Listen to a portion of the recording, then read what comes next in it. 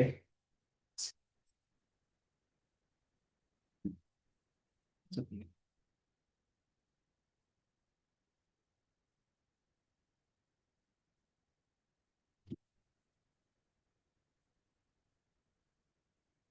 Offset.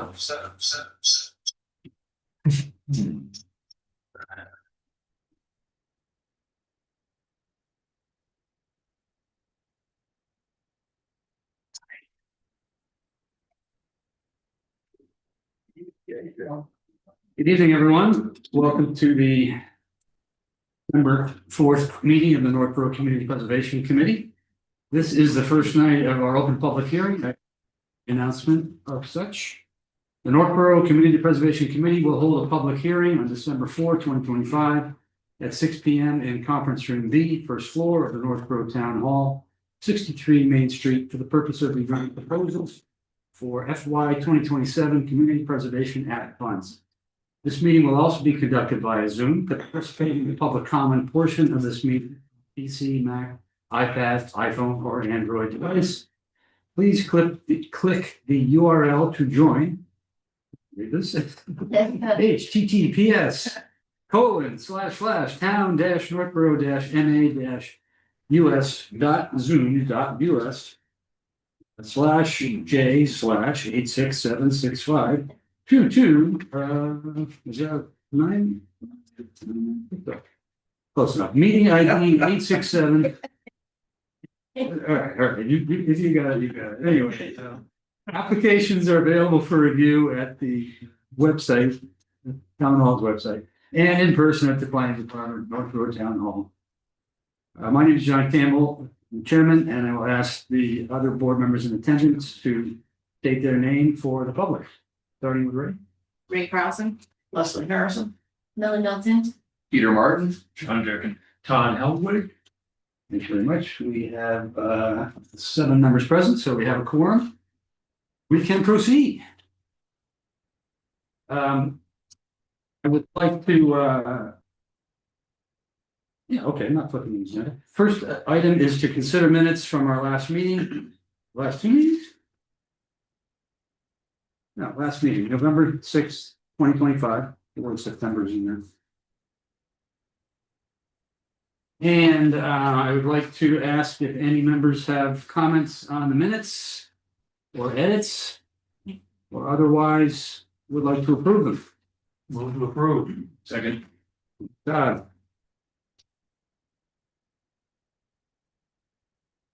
Are there any other comments for the second?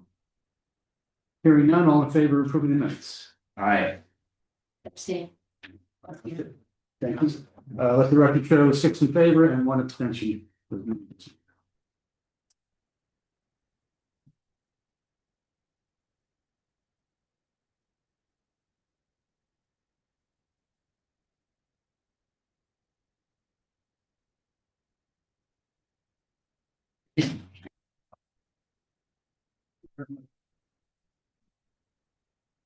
Andy, we just did a roll call, so who are you? Mr. Clark, Andrew Clark, Thank you. here, finally. Bob, just for thing. I apologize. All right, without further ado, the first application we're going to review tonight and here, first of all, just in general. We will have a presentation from each applicant. There are 4 items on the agenda. And tonight's meeting is really just to hear the presentation about the application and to let board members ask questions. There will be no decisions on those applications tonight. We'll most likely continue the open hearing into January. And we'll continue to deliberate, just so you know. So without further ado, the first application is from the Northborough Historical Society. Thank you, Mr. Chairman. Thank you, board members. Maybe also just state your names for the record. My name is Michael Cashano, and with me is Paul DeRocher. And we've been, along with a few other folks that are here, we've been involved in this project since May, so kind of leading the charge of this. So this is a redo of a previous request that we submitted to you 3 years ago. The windows are still there, the same windows, the building and everything is the same. What has changed though is we took your advice that you gave us the last time and decided and incorporated the whole window restoration as part of this package. So there's a different contractor that we are presenting tonight from the one that we had 3 years ago in response to what you had mentioned to us before. I think many of you know, the Historical Society is located just around the corner, 52 Main Street. This is a nice little picture of the, thank you, of the building before the big vast hurricane in 1938 rolled through and basically took the haircut off the top of the our society. And so what we're trying to do here is to maintain our building. It's a rather old building, over 150 years old, Paul, what you said? Yeah, 1860. 1860s or so. And it's time to pay attention to some of the things that we need to do, one of which is maintain our windows, which are in various states of disrepair. We are registered on the National Historic Places. This plaque is actually outside the front door of our building. It's referenced here as the First Baptist Church, which is the original owners of the building, and the Historical Society purchased this building from these folks, I believe, back in 1960 or so. The scope of the work would be to remove the 23 wooden windows that surround the building. There are various sizes. There's 12 over 12 windows are the big ones, and on down the line.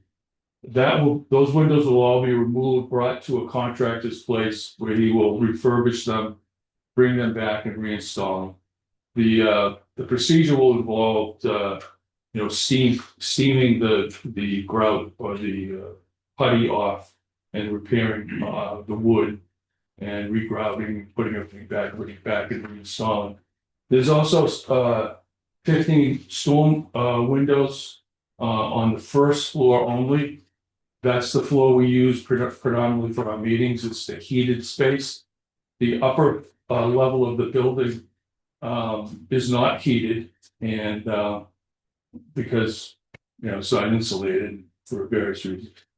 And so the storm windows will help us conserve as much heat as we can.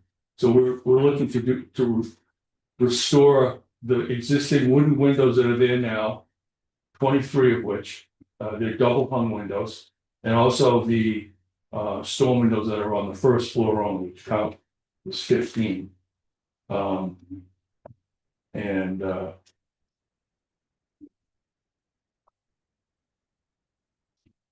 So, I mean, basically that's the project. That's what we're looking to do. I'm not gonna read all this because it's way too much detail. But basically the contractor will come, take the windows, bring them to his place. He will remove all of the glass and the putty that's there. Epoxy, repair all of the wooden holes or any kind of cracks that are in that wood. Restore the glass to its original plate, bring in new glass as necessary. We know there's broken glass. I don't know what was the last about 40, Paul? 40 panes of glass. So that will all be replaced. It'll be repainted, primer, and then two coats on the inside and 3 coats on the outside, brought back and reinstalled in the original place. Let me just mention that the replacement glass is going to be the wavy glass. The rest of the building. Well, as historically correct as we could get, and it's called wavy glass. And so if you look carefully at the glass that's in the Historical Society now, you can actually see the ripples of the glass. Kind of interesting. It's a full indication of old glass. In addition to that, there'll also be on-site work done to restore the enclosure of where the windows are And that will involve various things. Most of which are their line, described here. We'll replace the brass, the existing sash cords with brass. And it's there's a double hung window, so one window will move past the other one. And so there's a weight in a box. And that cord will be replaced from hemp, whatever it is now, to bronze. And that kind of stuff, just generally fix the enclosure, there's cracks, that'll be sealed up, repainted. And maybe to improve the existing conditions of the window. But as I said, the windows will be restored offsite, brought back and placed into the restored enclosure. Our recommended contractor is a group called Cleary and Son from Waltham. This is a partial list of some of their references. Done work in Massachusetts predominantly, but we have talked with them since summer, Yeah, we started. back and forth with them. So they're the folks that we're recommending we go with. I've included here on the next page the original letter that we received from the Northbrook Historic District Commission approving this project back from the original submittal back in 3 years ago. Now we included that in the package that we submitted, and we're in the process of re-upping that with the Historical District Commission, which, as far as I understand, they're going to be voting on it next week. So, but this project has not really changed much. The windows are still the same windows, and the enclosures have not changed other than deteriorating a little bit. And so we expect that we get approval from the Historic District Commission because we're not really changing the project. The price is we show $331,000. And it involves a breakdown of $258,000 from the contractor to do all of the work that I previously described. And then we're adding to that $37,000 that the contractor will install for storm windows. So these will be new storm windows. The existing storm windows will be removed and these will be replaced. And the reason for that is that the existing storm windows have been around for God knows how long, many years, maybe 50 years or so. And it doesn't seal well. A lot of the the tolerances have changed and it just doesn't function as it should. So once we bring back the new restored wooden windows, we're going to put new storm windows on the outside to help with energy efficiency. We have a $5,000 allocation, I should say, for glass replacement, and we counted, as I said, 40 pieces of glass that needs to be repaired Already. right now. Yeah. I don't So know how many they'll break. there's always going to be breakage when they remove glass from the frames. So we talked with the contractor, and that seems like a pretty good number. It seems like a lot of money, but there's a lot of broken glass. So we've added a 10% contingency, approximately $30,000. That's how we come to our number of $330,000.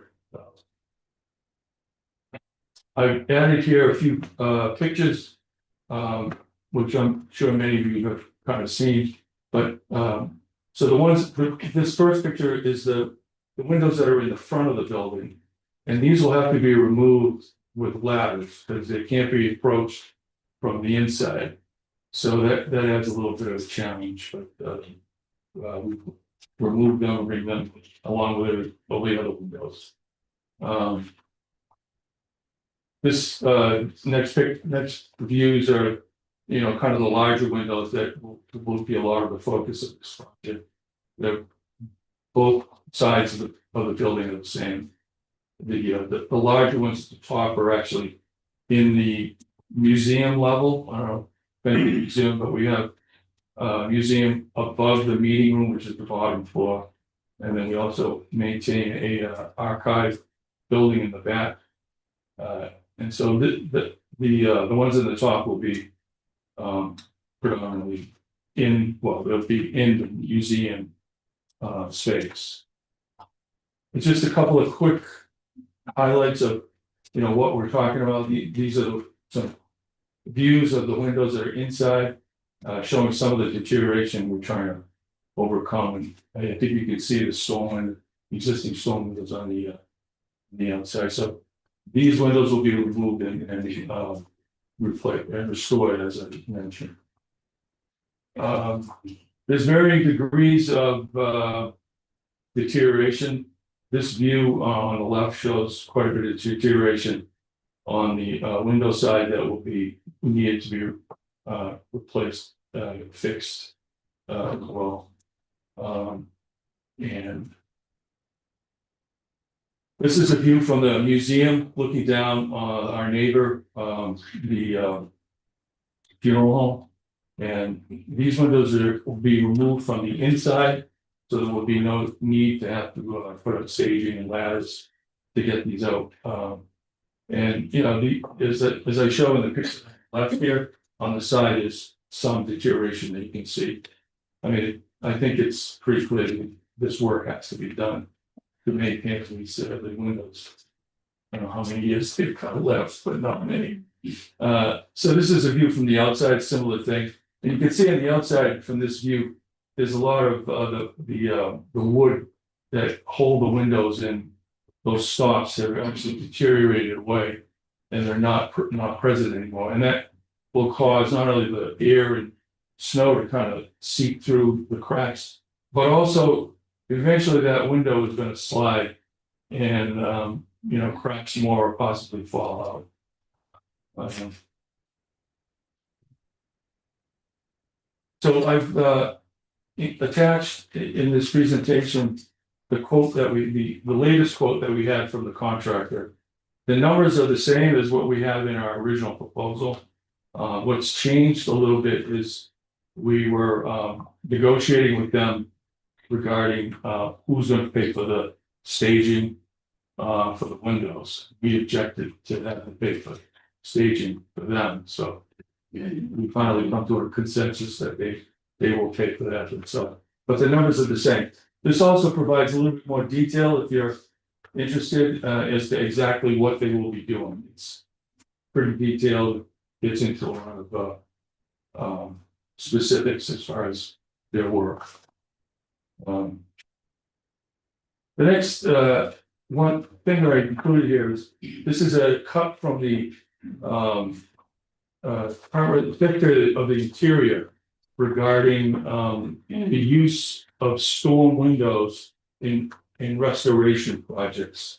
And the next page is a cut from the guidance that's provided by the part of the interior. And the third on the recommendations, the third level down, it clearly states that storm windows are acceptable as far as restoring wooden frame windows.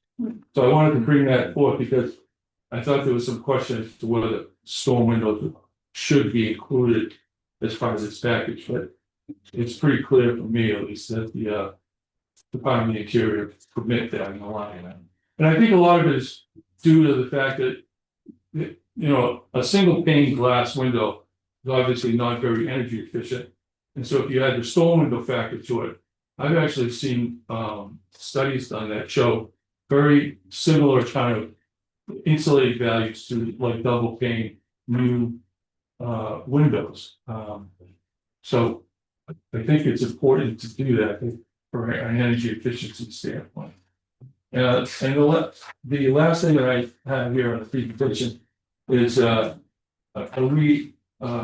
reprint of what Cleary Brothers, one of their qualifications packages.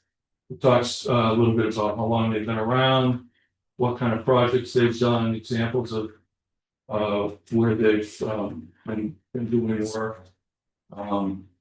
So I only include that to let you know that the person that we're going with has got experience and knowledge in doing this kind of work.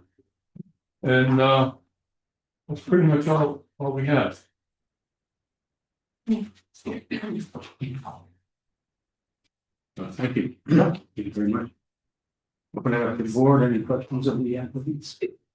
I have some questions. Sure. Is there any concern or anything with lead paint in this? Yeah, the contractor will be taking precautions to vac whatever. That's all on that. Okay. That's an.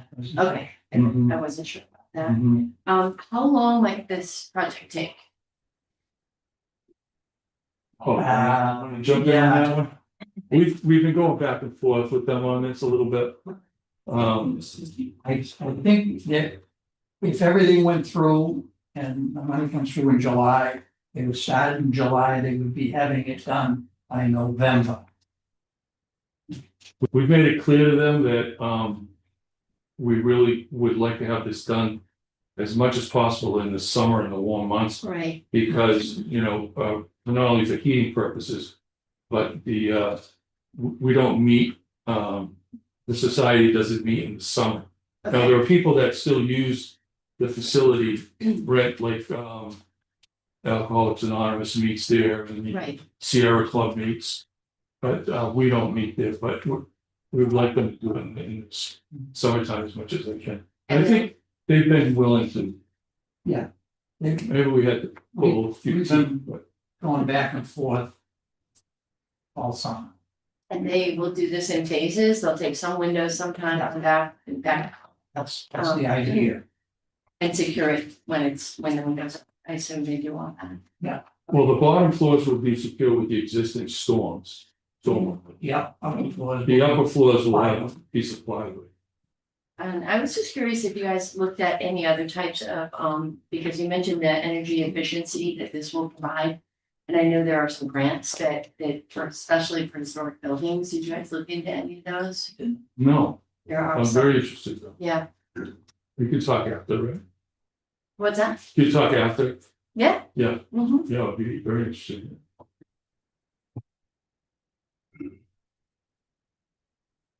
That's all I have. A few. Is the woods in good enough condition that it can be restored? You mentioned epoxy and things like that, so none of them will actually have to be fully replaced, rebuilt? Yeah, as far as you know. They're gonna rebuild if the mullions in between the windows, they have to make new ones, they're gonna make new ones. There are some that we, Okay. And they'll be doing the jams and like you talk about them taking them away, but once the Yeah. windows are out, there's still a lot of work to be done. Right. Yeah, Right. jams and sills and all that and all. We went into that in great detail with them. That's the big difference from this version from the version we submitted 3 years ago. And I'm just curious why this vendor this time and not the last time? Is there a difference or is the other one not in business? Like why did you make a different choice this time? they did not, the last time Mike did it, the first time, he sent requests for 7 different places. And only 2 replied. We got prices from both of them. One was very low. I do not believe that was a true. This time we approached that person again. Clary was one of the ones that did propose last time. And we found another one from Framingham. So with both Clary and the company from Framingham, we spent a half a day each measuring windows. They came in, looked and everything.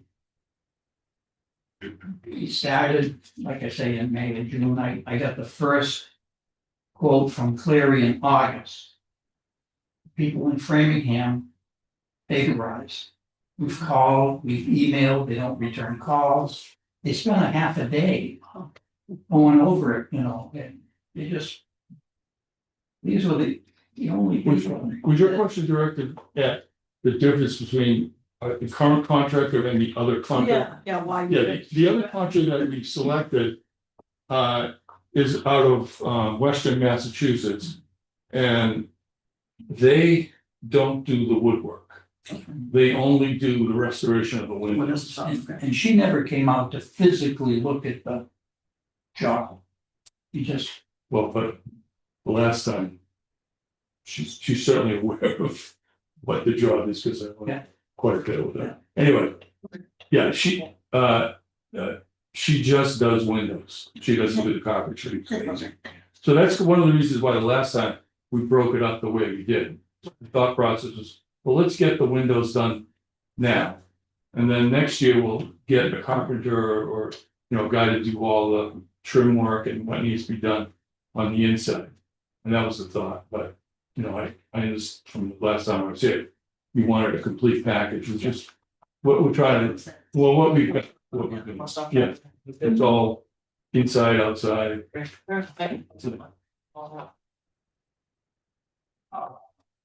I had some comments, but they're entirely having to do with paperwork, not areas of the project. Sure, you see. What we have is the application dated October 31st.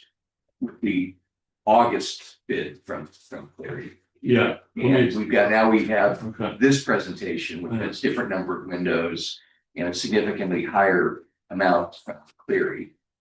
Yeah. And I'm sure I could that explain there's this. I'm actually not even asking for an explanation, I'm just asking, in a situation where we have an initial application that has more for, I'm sure, good reasons over time, to a different scope of work and more than 50% more money. Do we ask the applicant to resubmit with the higher information, or should we accept today's presentation as sort of an amendment to or an addendum to the original application? That's directed towards my friend Karen. the, Peter, my friend. Right. So, I think technically it should be revised okay, at some point. but to answer your question, Sure. the original thing that I sent. I tried to send to you folks. Because we were in a position where we weren't sure we were gonna get the Historic District Commission's. Approval letter in time for the submittal. So we felt that, well, we'll submit the letter we got 3 years ago. And that was and so I submitted that. I tried to get it to you folks, but I went through the town portal and for some reason. The message got garbled or something, I don't know, but that was a draft version. Of this, it wasn't supposed to be a final version. What we're trying to say is, we're gonna go with the letter that we had from the Historic District Commission from 3 years ago. Is that okay? That's the whole purpose. I think he's questioning the fact that the proposal you originally sent him at a different date. The proposal that was clocked in on the 31st has the October 30th correct proposal in it.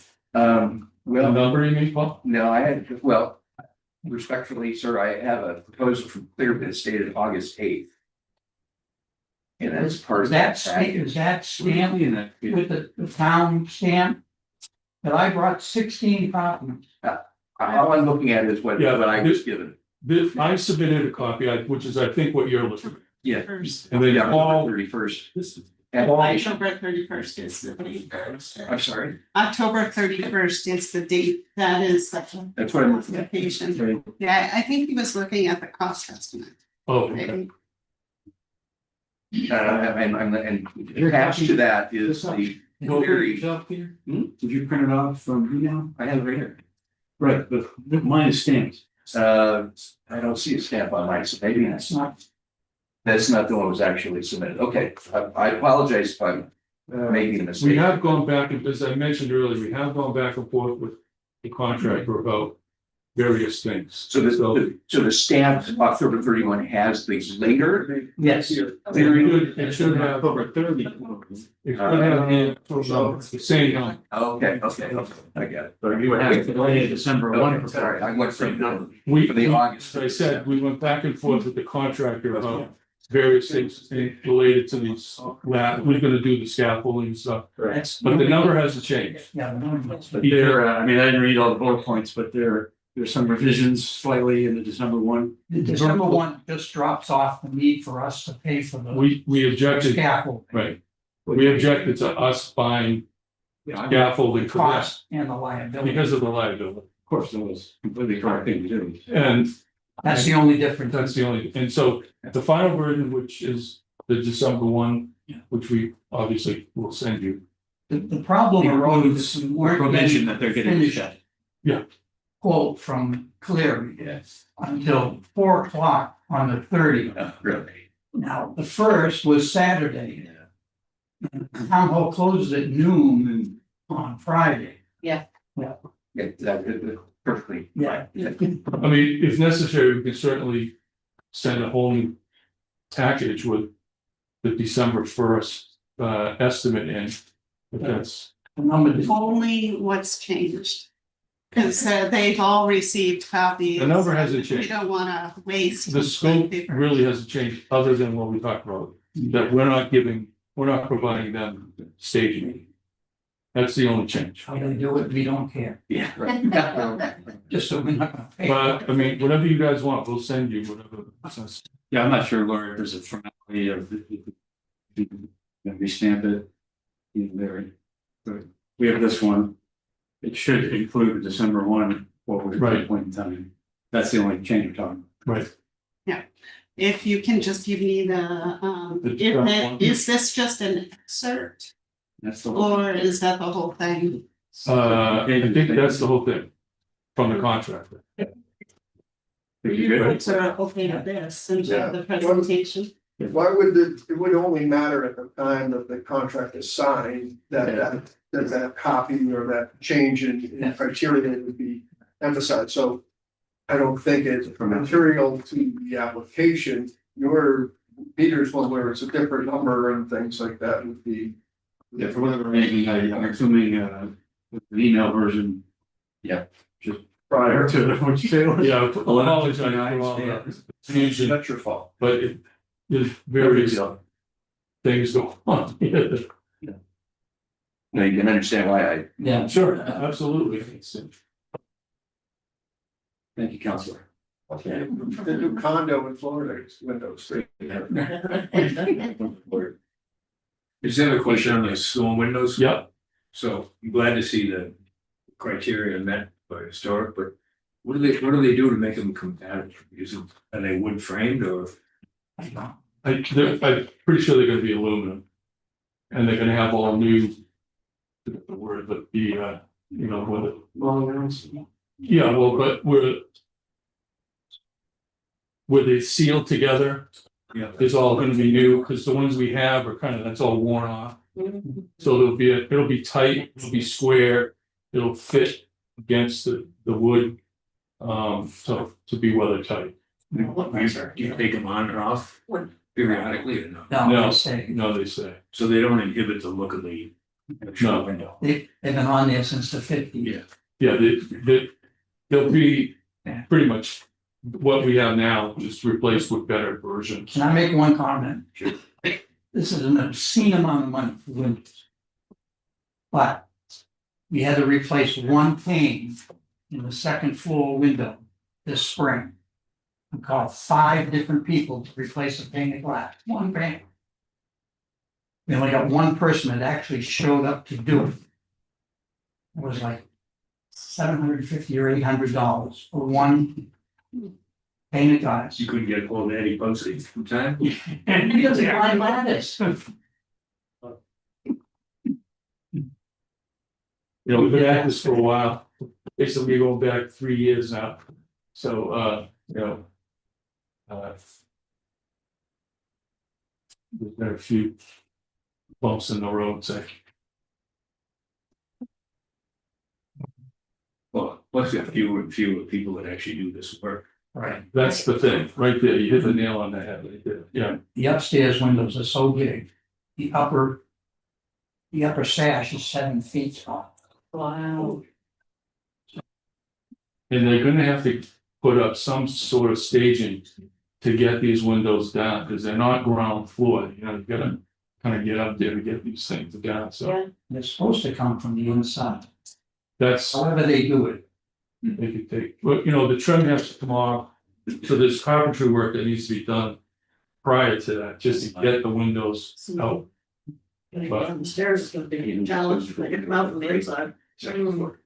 They've been in there since 1860. Yeah. Not easy. The windows in the front have to be removed from the front because the organ's there. We can't get access to the windows because they're back of the organ. Wow. So,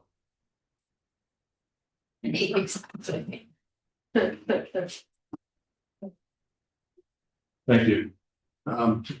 Couple more Okay, questions. I'm sorry. Just, for the record, who is the owner of the building? Is it the society? Yes, Excellent. And so just for the record, it's not a town-owned building, it's, owned independent. Thank you. although we would. The only thing we get from the town is what we've gotten from CPC, other than that. Sure, understood. It's just important to point out, And you guys have been very generous to us. We correct. greatly appreciate it. Just a difference in how the funding is treated. As you know, there's a funding agreement that takes place because you're technically a private building. Yeah. But I just wanted to put that out there. But having said that, I know you've mentioned in the past how many other groups scheduled to use the building and groups that come through. You mentioned a couple real quickly. Could you list out a little more thoroughly what other groups in town or in the area use your facility? Yeah, I would definitely go to Paul on that because he's been doing this. AA rents it. We have a scrapbooking club. No, that rent- AA does it once Once a week, AA. So Scrapbooking Club does it on Saturday afternoon, at least once a month. Appalachian Mountain Club, the hikers use it once a month. The bicyclists use it once a month. The Garden Club uses it once a month. yeah, The Ifield uses it once a month. and we Sometimes the funeral home has collations after the funeral there. Our Studebaker Club, we rent it one Sunday in the spring for our kickoff. People rent it for parties. We've had a couple of holiday people parties. rent it for Thanksgiving, so they can put the Thanksgiving, because it's got 2 stoves and all the Make a modern mess of kitchen. somebody else's house. My son-in-law used to have comic book shows there till he outgrew that. Well, we had the dog people. there. Dog person was training Dog dogs. trainers. Somebody that is now looking to rent it to do yoga. How about the guy who, the Reverend, what's his? Oh, Reverend Wawa Wow. has a Sunday religious service for the Jamaican people that work for Eddie Davidian and some of the other farmers around. He does it from May to October on Sunday nights. There's a few others. Yeah, You Just- mentioned the Sierra Club? yeah, Well, Appalachian Mountain. yeah. Oh, Does anyone use the organ for any concerts at any time? We've had it a couple We've times. had it a couple times and I'm trying to push to get that. Yeah, we helped pay for that. What's that? So we helped pay. I know you did, $7,500 for it. Yeah. No, If I remember, I don't remember. I think it was, but it was the, You've more than answered my question. It sounds like if you wanted to, you could have brought 10 letters of support, but I think it's good to remember which community use the building gets. That's right. So back to the cost. You technically only got one quote. Correct. Do you have any sense for whether this is fair? It's 11,000 per window, not including the store windows, but Right. It's very expensive. and you have to remember, it's not just the window, it's 2 times the labor. They gotta take it out, they gotta put it back in. And they've got to go. There's a lot of people on this list, but the farther away they are, the more it costs. They bring it to where we walk. These guys bring it to Waltham. The one from the western part of the state, she was gonna charge $200 per trip. And this is then- the previous contractor from the last time. And again, there's only so many times you can call somebody and say, hey, come bid on this job. The proposal in the background certainly makes them appear qualified. Did you talk to any of the references, by the way? Pardon? Did you talk to any of the references? We haven't, just, Something like that. Yeah. We've been, I tell you honestly, we've been going back and forth with these guys about the ladders and and you know, so the last like 2 months have been just yeah. back and forth about the, and we're steadfast, we're not gonna move forward. We're not accepting a liability of us giving you a scaffold and your guy falling off. We're like, no, it can't happen. Bring your own ladder. Yeah. Any other questions for the applicants? Well, very good job, very thorough. Thank you. Thank you for coming back. Yeah. And stay tuned for the January meeting.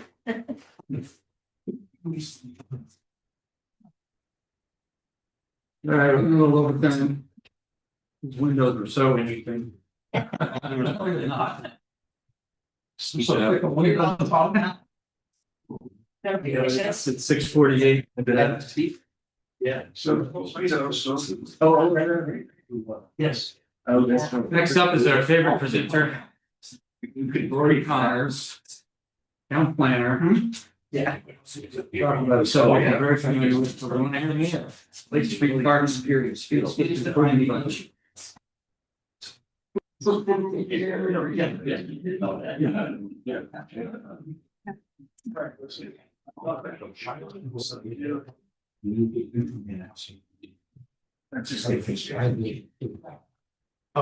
well, or be the last one.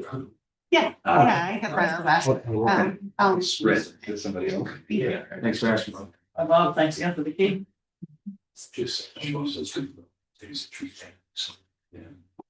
So, the floor is Lori's, so to speak.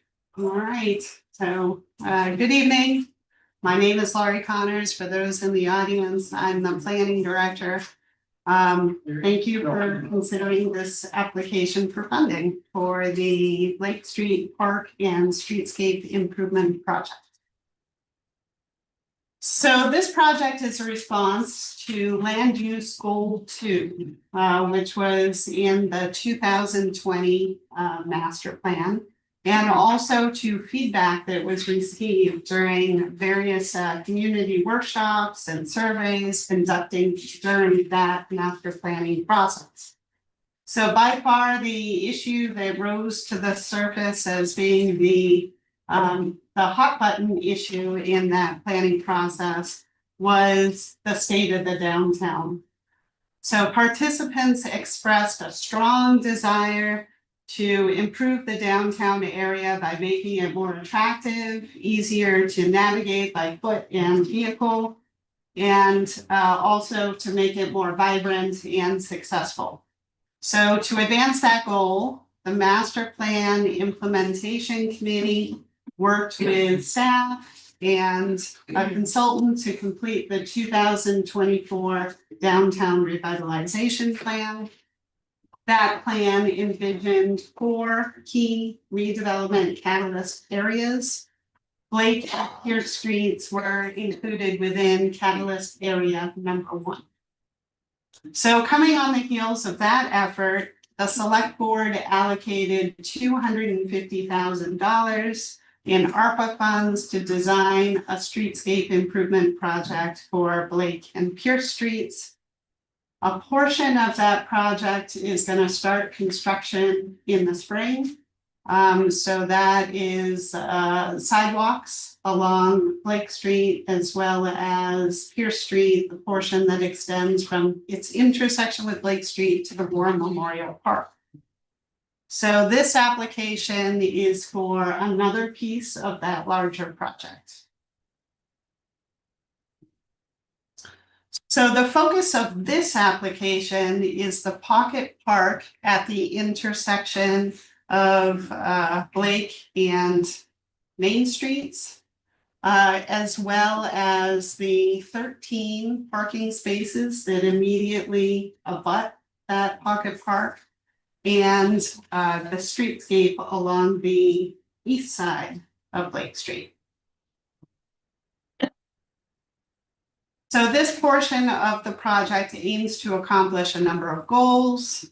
We set out to upgrade the Pocket Park with ADA compliant walkways, seating, lighting, art, and landscaping. We sought to upgrade existing dilapidated parking with new pavement, ADA compliant parking spaces, stormwater management facilities that will eliminate the puddling problem that's a constant issue in the municipal parking lots.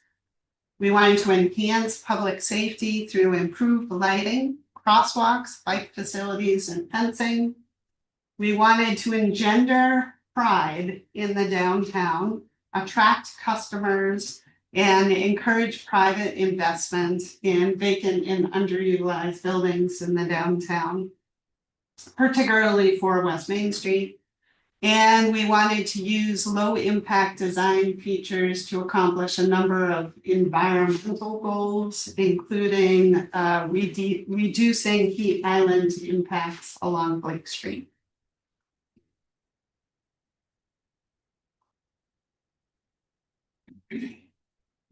So the town hired the Beta Group to design the project, and these 5 individuals have been the key members of the team. So a focus group consisting of 9 town residents, downtown business and property owners, and staff has overseen the design process and provided direction to the consultant team during 10 meetings held over the course of the last year. The design was also vetted by the community during 2 community outreach events, which were held at the public library in February and June of 2024. So I thought I would remind you of what the existing conditions are in the project area. So here are some images of the Pocket Park as it exists today. The park was no doubt beautiful in its day, but it's looking kind of tired today. Of course, the seating wall is falling apart. You can see the pavers on the ground. There are large patches of dirt where there's no longer any grass, and whenever it rains or is snowy, then those turn into mud. Of course, the utilities could look a lot better if they were enclosed within metal boxes and screened from view. So here are some images of the state of the municipal parking lots that directly abut this park. So the pavement is at the end of its useful life. You can see that it is severely cracked and heaved in places with potholes that develop every winter. The lack of drainage facilities results in regular puddling. In fact, if you were to go there today, you will see a puddle. And it's interesting because I've been spending quite a bit of time, you will see, looking at the street view on what is it? Google Maps. Yeah. And many of those images show puddles. So that is a regular sight.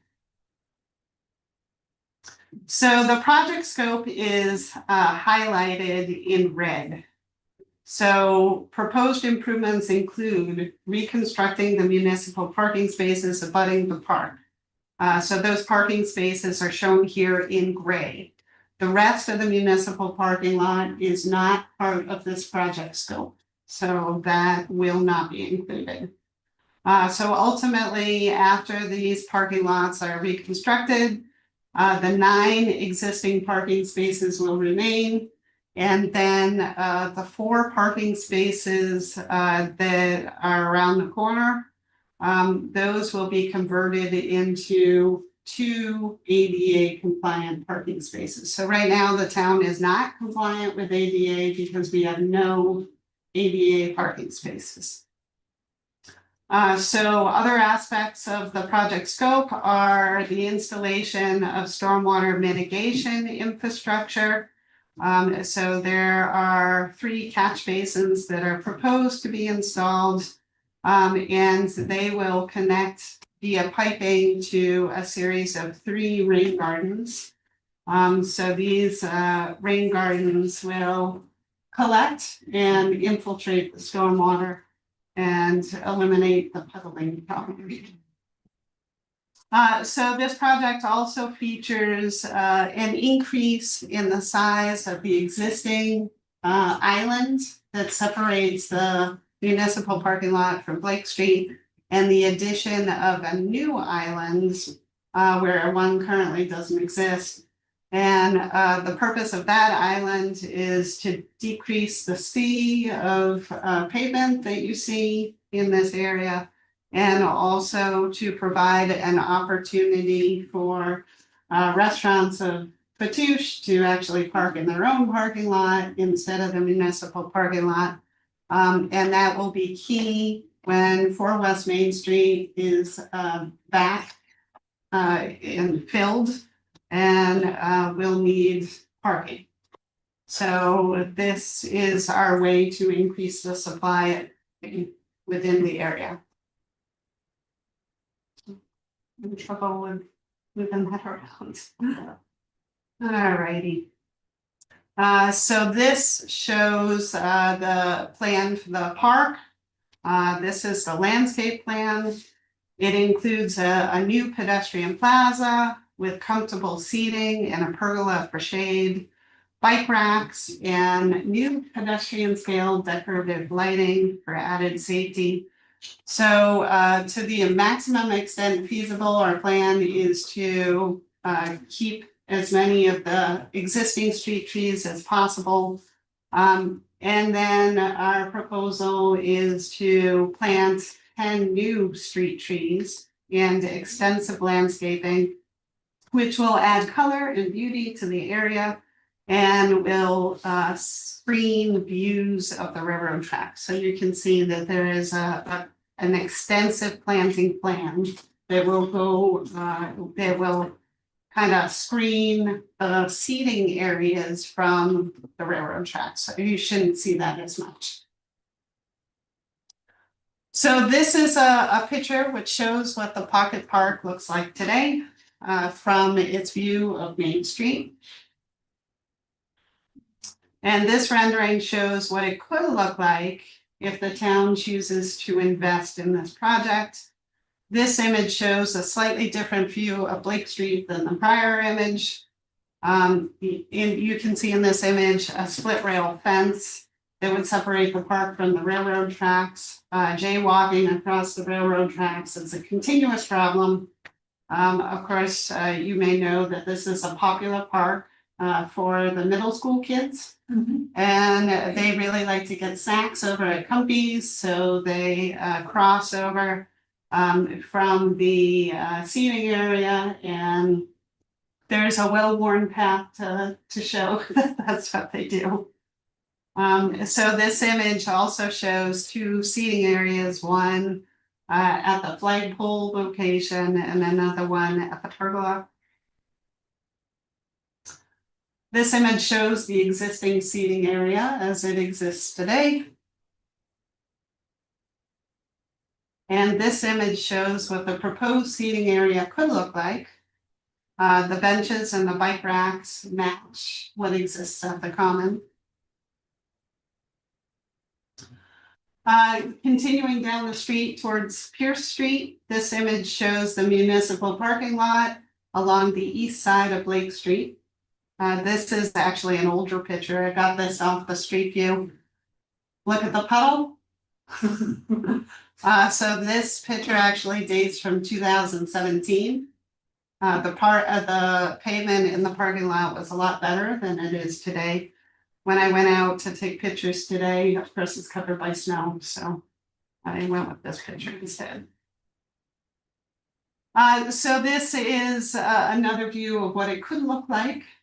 This project does include a new crosswalk, mid-block crosswalk, You can see the new ADA compliant walkways. This picture also, you can see the bike racks and the attractive plantings. Here's another image as you continue down Blake Street. And this rendering focuses on the expanded landscape island that separates Blake Street from the municipal parking lot. This proposal features a series of 3 rain gardens, as I already explained. So typically, stormwater drainage, what you probably see most of the time are those grassy swimming pools. They're not very attractive. So this is a more attractive way of doing stormwater mitigation. So it turns what normally is considered an eyesore into an amenity. This picture shows what the streetlight would look like. This would be 14 feet tall. And this style was chosen because it looks remarkably similar to the photos that we saw of Blake Street 100 years ago. So this light matches that. Of course, it's LED instead of, I guess back in the day, it was gas.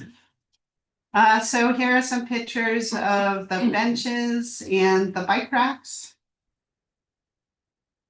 So what is all of this going to cost? Unfortunately, it's not cheap. A lot of the costs are associated with the reconstruction of the parking and the drainage, because currently there is no drainage. So this estimate was prepared by the Beta Group for $850,000. We did want to be conservative because we're only at the 75% design phase. So this does include a 20% contingency. It also includes money for mobilization, construction oversight, and police detail. So the timeline, of course, we are in almost at the end of the fall. So this winter, the plan is to finalize the design and the cost estimate. If you folks are supportive of the project, then we would go to a town meeting vote in April.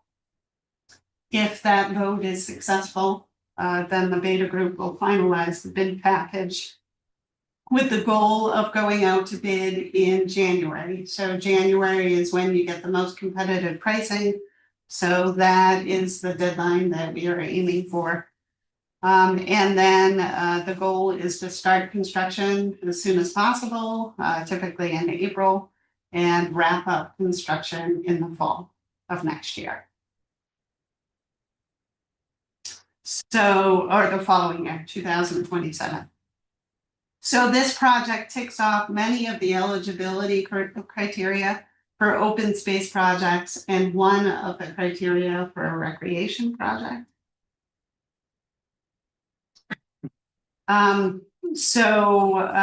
Certainly you folks have heard that there is opposition to this project, but there is also quite a bit of support, as evidenced by the support letters in your package from the Parks and Recreation Commission and the Open Space Committee. Those letters just came after you received the package, so those were emailed to you. We also have letters from the Master Plan Implementation Committee, the Planning Board, the Northborough Affordable Housing Corporation, and the historian of the Northborough Historical Society. So that's it. I appreciate you listening, and I just want to leave you with this thought. Remind you, I know I've mentioned this before, but for 36 years, the master plans have included recommendations to improve the downtown, and it hasn't happened yet. So we did already receive the $500,000 in Complete Streets grant funding to do the sidewalk project. Now seems like a great opportunity to turn this dream into a reality. This is a first step towards improving the downtown. And really, if not now, when? 36 years, is that enough time? It's up to the town to decide.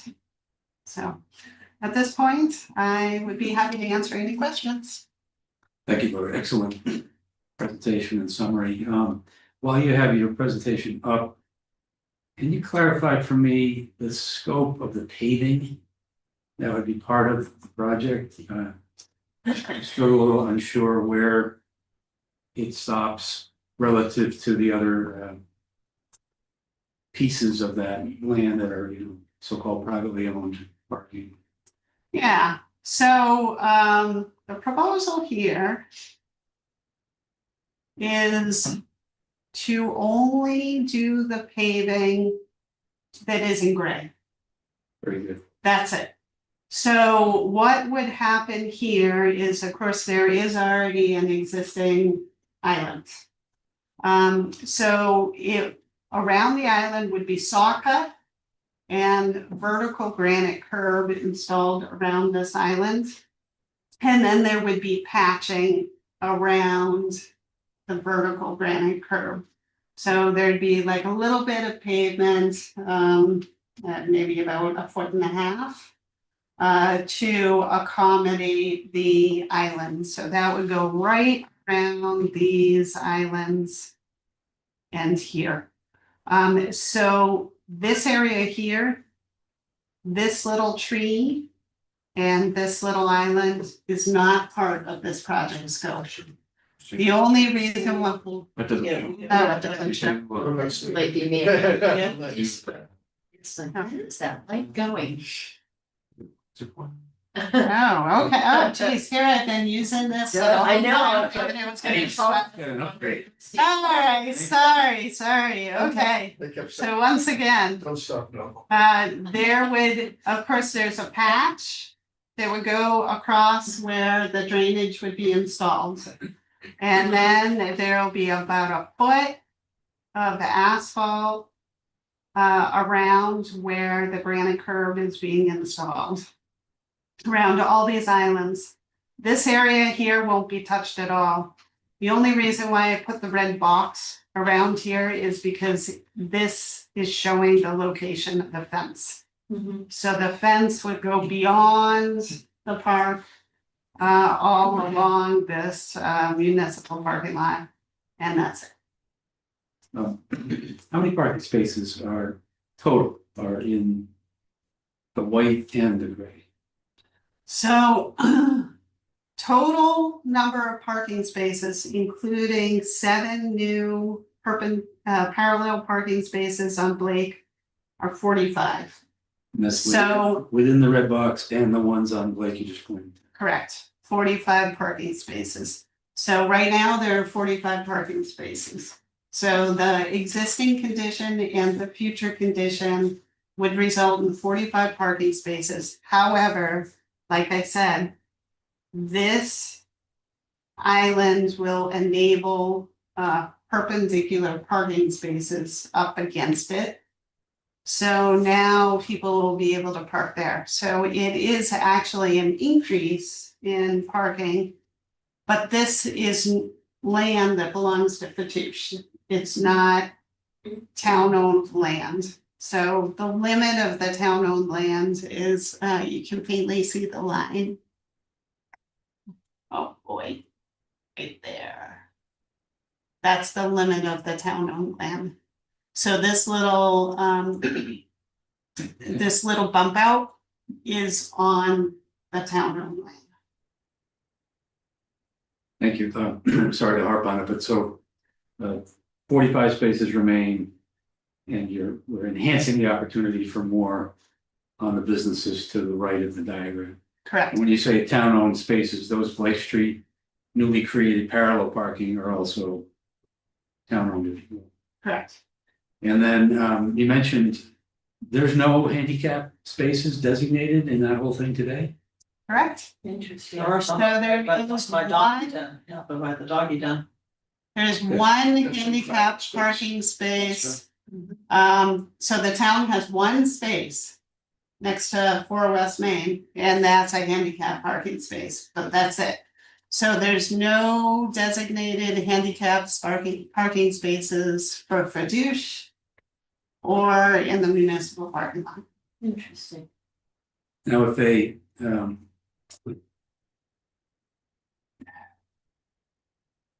if a business or businesses were to move into the 4 West Main building, which the town now owns, but it may either be, it'll come to some other use as yet undetermined.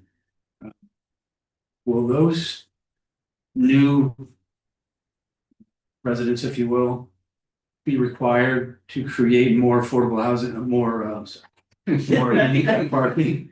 By nature of the businesses, you know what I'm saying, in other words, in 2025, 2026, a business moving into a building, there's a certain number of handicap parking required based on square footage. That's more of a question for Bob Frederico, the building inspector. I think it depends on what the uses are.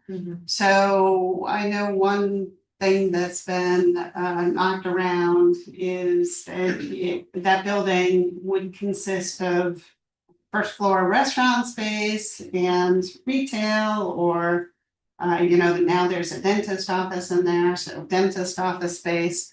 And then the upper floors would be 3 stories of apartments. And then on the top floor, it would be storage because it's uninhabitable space. So it's a 5-story building, but the ceilings are too low and there's no operating windows on the top floor, so you can't use it essentially. So the requirements, so the zoning would allow up to 6 apartments. And the parking requirement for apartments would be 13 parking spaces.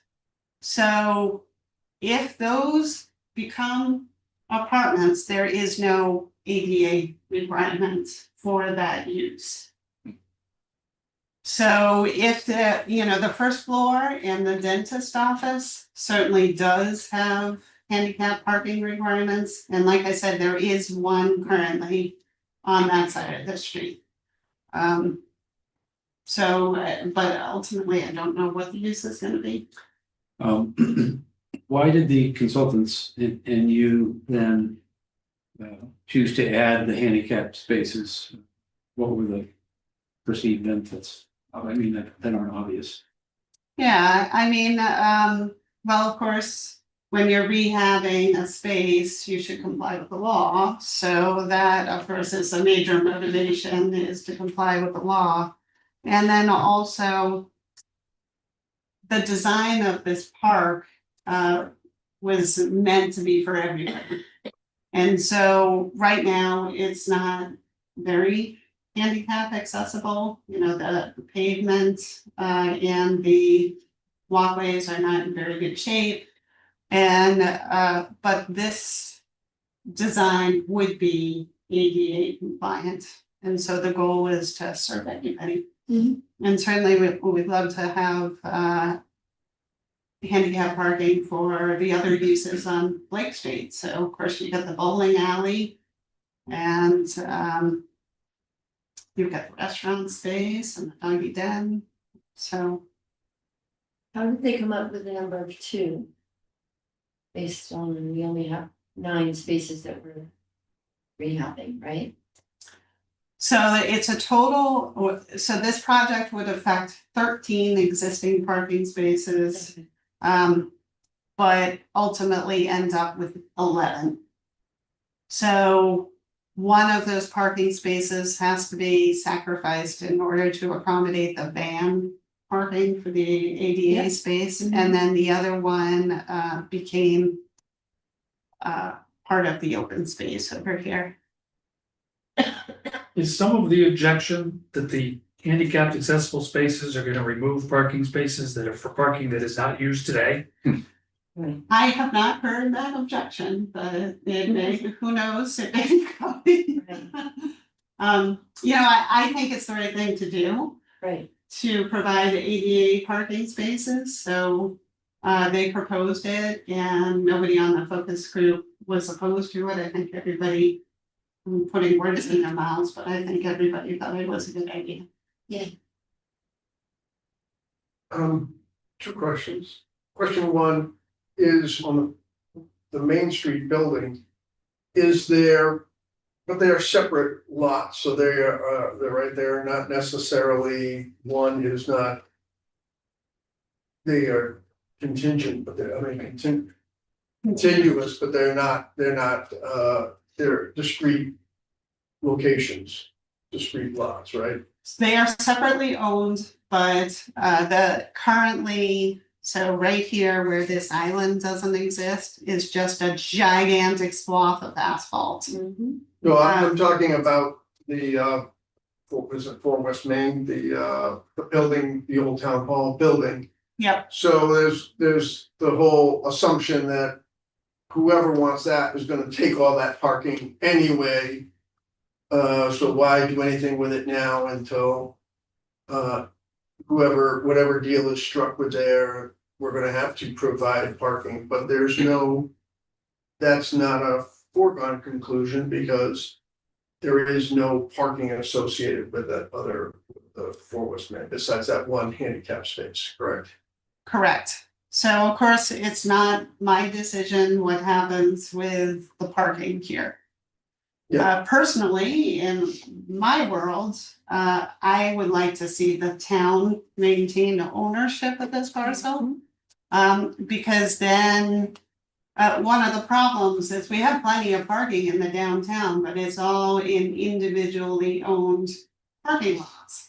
So there's parking for CVS, but that's CVS's parking lot. And then there's parking with a liquor store, but it's their parking lot. So people don't feel comfortable parking in CVS's lot and then going to other businesses in the downtown. So if this remains municipal parking, then when the parking lot isn't full by, the uses, maybe for West Main, then those spaces would be available for others. So people who want to go to this little park, they can park in the parking lot and they can use the park. And the same is true for people who want to go eat at Fatouche or the bowling alley or whatever. So it can be used by everybody instead of, just this is for us only, nobody else can use it. I know there has been talk about just demolishing this park altogether and making it a big parking lot. So I went through the exercise, I sat down with an at-scale version of the plan with my little ruler and my zoning book, where I looked at all of the design requirements for off-street parking lots. And what I determined is that you can only fit a couple of new parking spaces adjacent to this parking. And the reason why is because the parking lot is too long and thin. So there isn't enough space from here to the property line to accommodate a 20-foot access drive and parking spaces that are 9 by 18, which is the requirement. We also have a 10-foot buffer requirement for parking lots. And we have a regulation that says that you can't have a driveway associated with the parking lot within 35 feet of an intersection. Guess what? 35 feet is from here to the intersection. So there is no physical way to accommodate parking anywhere else on this parcel. So of course, what you could do is you could just pave it over and just have even more asphalt in this area that it can't be used for anything. So my proposal is if you can't do anything else with the parcel, why shouldn't you make it pretty and an attractive park that people can enjoy? So, Lloyd, oh, go ahead, sorry. I'm sorry, just a follow-up question on that, so. And for West Main, it would have to be some sort of vote, either in the town or just with the select board, to attach parking in a negotiation with a tenant. Let's say that you're gonna build 6 apartments, you're gonna need 9 parking spaces or so, at least one and a half or so was kind of typical of apartment construction. So they would have to assign 9 spaces in that general parking area, not necessarily the ones that are being rehabbed, but in that public domain. Have to be assigned to tenants within the building, let's say. Yeah, that's all part of the negotiation. Yeah. And of course, typically with a mixed use development, they don't say, hey, this parking space is for apartment 1, and this is for apartment 2. It's just kind of, okay, well, here's your parking lot. Park there. So there maybe as part of the negotiation, a certain number of parking spaces that are dedicated to 4 West Main in general. Whether it's the residential component or whether it's the restaurant component, it doesn't matter. It's just this is 4 West Main.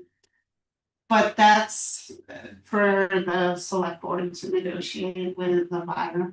And then ultimately the sale would be approved by town meeting. And the select board approves the funding for this design. Do they, have they then, they've been obviously viewed this and approved this, they like this current design. It's kind of controversial with the selectmen. So I did do a presentation before the selectmen a couple of months ago. And it was split. I did ask them for a support letter and they decided not to take. So this was after they funded the $200,000 to design it. Right. Different Just- board, different board. Different, but there was Make up. some sort of Yeah. money spent already towards an end. That was one of that was at least their approval towards a goal. But a different makeup of that board. Yeah, no, I'm familiar, I'm just. So did they not take a vote? So they took a vote. And so somebody made a motion and then nobody seconded it. So they didn't formally vote. Wow. Gotta take away the nomination for Profiles and Courage Award. Yeah. Randy Johnson? I did. We couldn't pave over that whole parking lot because wouldn't there be an issue with too much impervious surface? There is also that. Okay, So in the downtown business district, 15% of a parcel has to be open space. So, and then of course in order to pave over this parking lot, you have to provide drainage. So we did discuss with the Beta Group whether it would be possible to do the drainage underground. They said the soils weren't appropriate for underground drainage. so does that pocket park represent 15%? Do you know? I don't know. I'm just curious. It looks like a lot, but it's more. Probably, yeah. But it's gotta, Well, it can only be Yeah. non-paved or at least not, what is it? It looks like it. It's the absorbent, Right. it's just the. Yeah. The. Permeable, Yeah, or your, exactly, yeah. and your pergola, and your pergola is not gonna be. So I don't know if like paver area is permeable space or not, Right, the pergola, that's what I'm talking. Yeah. Sure. I have a question about the fence, so you talk about seating area, I love split rail fences. One of my favorite things to do on a split rail fence is to sit on it. So I would be cautious of that, the people are just gonna sit the whole, so that's one comment, maybe do a picket fence or something where. People are less likely to climb over it to get to the tracks. Get across the tracks, because split rail fences are really easy to climb for little kids, because they can go through the middle one. And I was just curious how it'll terminate, because the parking, like, how would it terminate on the institution? Yeah, it would just stop. Yeah, so I'm just thinking it's very inviting as a seating area. What is the current disposition or plans for forming? Is it coming up again? So what I've been told is they pushed it off because they're concentrating on weight. So there's not gonna be another vote on it this year. I do not anticipate. I know we talked about previously issuing an RFP, so, you know, I've reviewed a couple of drafts. So last year, I can't remember, did it get voted down or did they pull it? Wasn't there an RFP for 4 Main? It was really finalized, never released. So is it fair to say your project maintains the same number of parking spaces, adds parking along Lake Street, parallel parking, enhances, I see the condition and the environmental benefits, adds a pocket lot. And so you would think none of those things would be a detriment to anyone wanting a business in 4 West Main. I would say that it would actually enhance, I was gonna say it would add to the appeal of. Fair to say it would enhance it. I think so. One would agree, I wouldn't even do any this one. Just one. Any other questions on other things in the presentation? I was just curious, how does the water get from a catch basin up to the rain garden? Yeah. Is there a series of? are they So- pumps? There's so the catch basin and then there's a manhole. So let me see the next picture, play a little better. You probably see this display in your sleep, right? Yeah, Alright. and when you're awake. Yeah. Serrated trees, you know, happy trees and. Yeah. Something like that. Catch basin, great. No, they're not drowning in the rain garden. Okay. Yeah, so there is a catch basin at the corner of the municipal parking lot, and then you see there are 2 catch basins where the island is that has the rain gardens in it. And then those are connected to the rain gardens themselves. And so there, maybe I should turn it back on. Yeah. Are we looking so- All right, it jumps around, so it's a little bit harder for me to use than what I'm used to. So this is one catch basin. That's another catch basin, and that's another catch basin. So this view doesn't have all the details on it because it's a landscape plan instead of a drainage plan. I have the drainage plan in my office and I'd be happy to run and get it.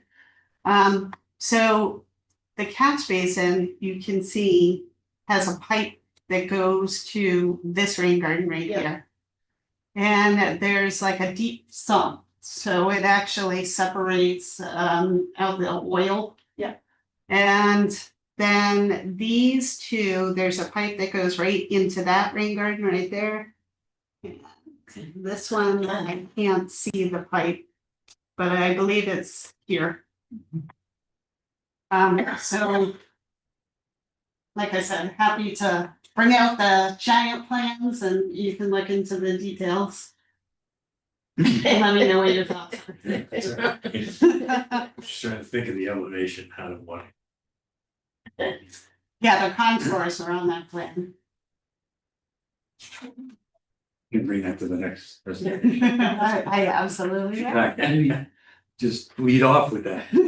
Concentrate on the elevation plan. Yeah, You'll I continue to can, put everybody to sleep and we'll just vote for it. I can put it into this presentation so that you guys I can zoom in.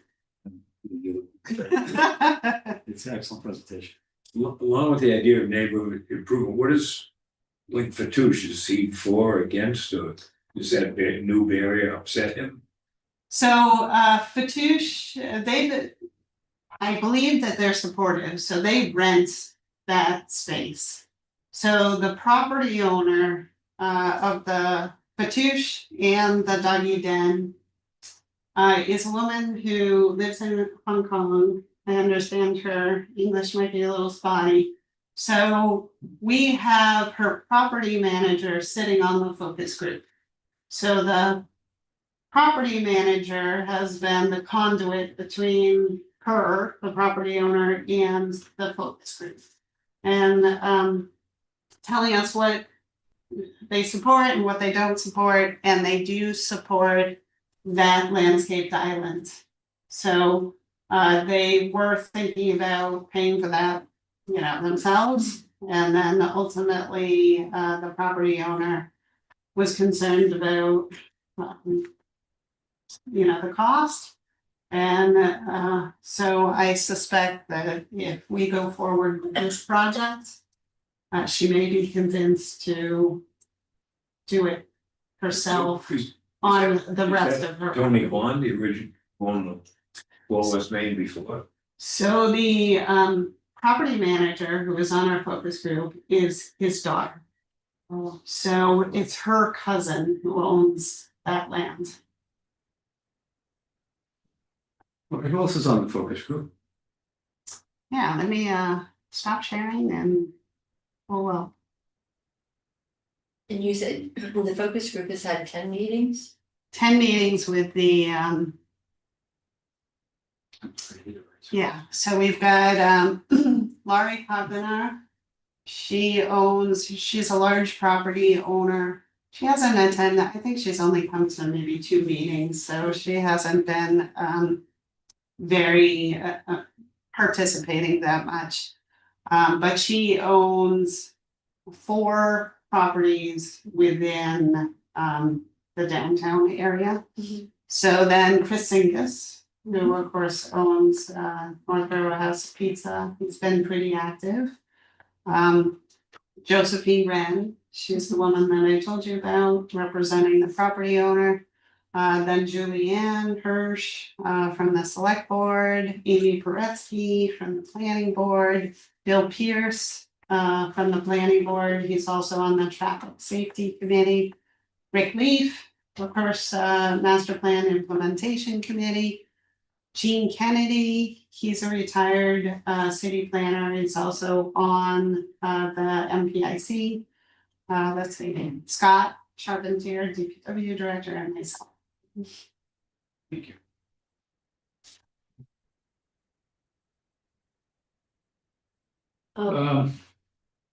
Will Lake Street have to be closed while this is going on?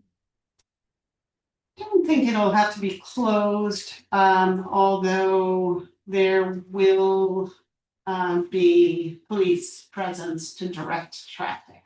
So of course, Lake Street isn't a heavy used roadway. Right. But there will certainly be times when only one side of the street will be open. Okay.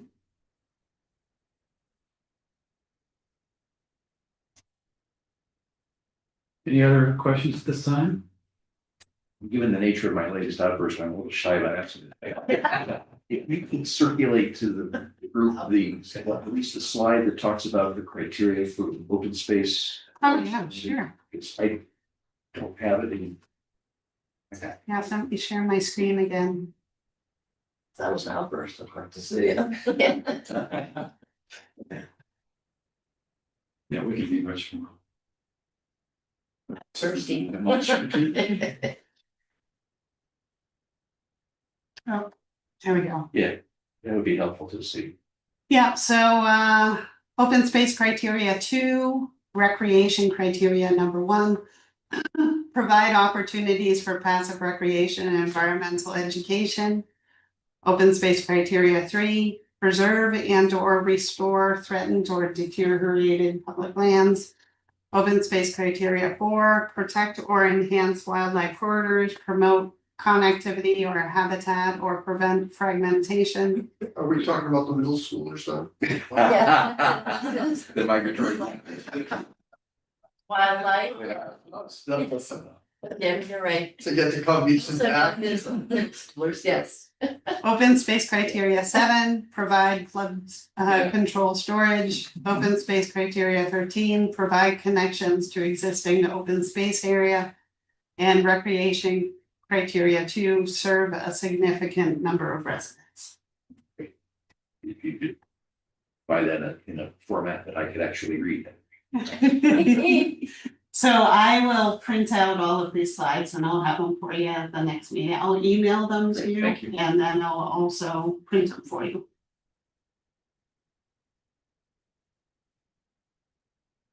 Well, great, I think, just one quick, has the railroad had any input? Do they say or do anything? Oh, yes. So we actually ended up having a file with the railroad. And we paid them $18,000 to review the plans. Wow. And they provided us with comments, which we have responded, I mean, the beta group responded to. And we are awaiting any follow-up comments. But there's no, they don't seem like willing participants in the project?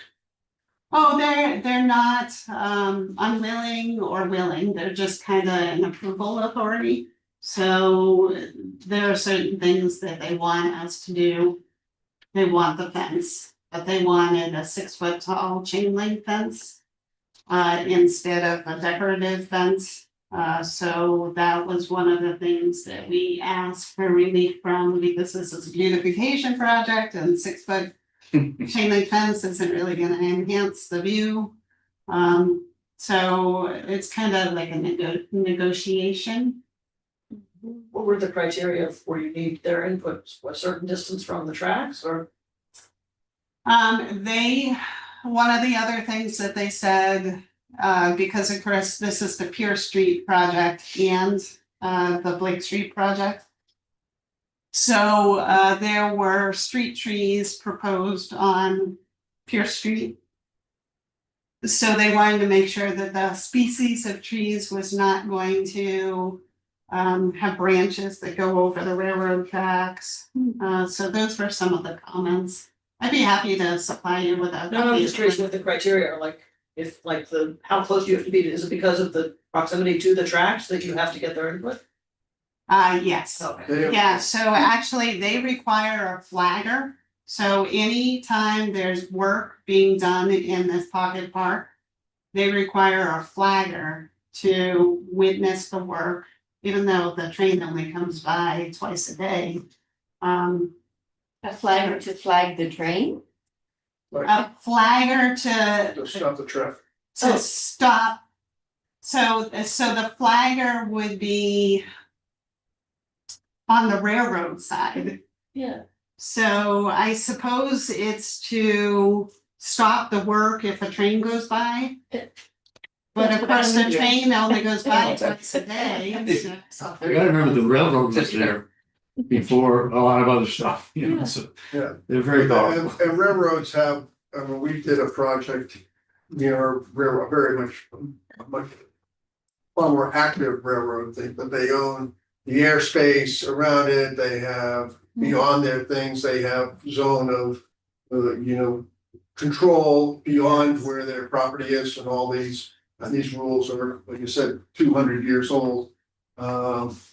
And so there's not much you can do, and they take their rules very seriously, because any erosion of their control on that space is seen as problematic. So, we couldn't even, we had a canal, we had a railroad and a canal in our building, and we were up on the building, and we had to file with them, even though we weren't, because we were in the distance. Yeah. And we were up on the roof of the building. But it was in their airspace, so I had to file a plan Yeah, for the permit with the railroad. I believe the cutoff is 50 feet. So from the limit of their right of way. Yeah. So of course, this work is all within 50 feet. Yeah, Well, so it really is a flagger for the train. Basically. So they're not making any financial contributions,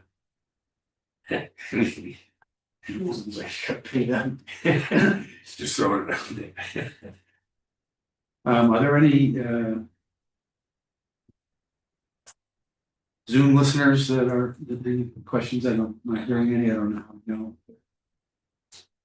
I should have asked that after the last. Okay. There's a hand raised. Hello. Hi, could you state your name for the record? Yep. I'm Carter Brannon, 22 Sherlin Drive. Thank you, Carter. So yeah, I just wanted to come on to the meeting to just kind of clarify. I mean, so as a individual member of the planning board, I had voted no on the support level letter, but then on the open space committee, after lengthy discussion, I did vote yes on the support letter. So I wanted to kind of just come in, explain why the planning board support letter was not unanimous, but also to express that I personally do support at least a significant amount of the project. And I would like to see at least some version of this project move forward. My hesitation is that the cost of the project is more than what was voted down at the last town meeting. So I'm not very optimistic that if this project was to go to town meeting, it would pass. And I was trying to encourage the planning board to make a list of kind of priorities of the different elements of the project, so that if either this committee or the town meeting was not willing to support the full amount of money, they could at least make some of this project move forward. I personally think that the improvements to the crosswalks and sidewalks and handicap parking are probably the highest priority, followed by the rain garden and drainage improvements. And then the, in my opinion, lowest priority would be the pagoda and the pedestrian plaza, which are rather expensive and I don't see as particularly beneficial. Especially considering it might kind of get in the way of future improvements to the pocket park, as I've heard kind of some discussion about changes to the Christmas trees or public art downtown in the next several years.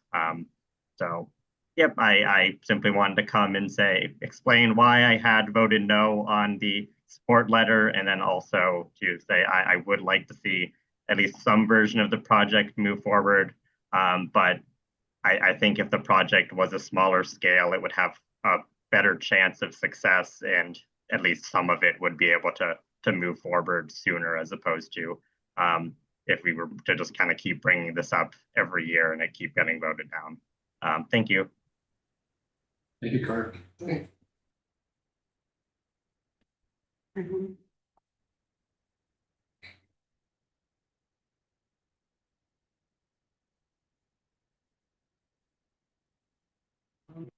It's not letting me unmute them. Hello. Hi, Fran. Can you identify yourself? Because you're Sure. We're gonna have to open blurry. stuff. There I am. Fran Baxter, 76 Cedar Hill Road. So I will say I'm supportive of the Historical Society windows as well. I didn't have a chance to say that. As scary as it sounds, I think that I have actually been involved in some form of the community redevelopment process for the 30 years that Lori has spoken about, with the number of meetings I've attended in the past 30 years. I don't know how we cannot move forward with this project at this time, regardless of anything else that's has been said or is concerned about as far as the town finances go. It's never going to get less expensive. Last year's town meeting was an anomaly in how certain projects were brought forward, and I think this project got caught up in that negativity.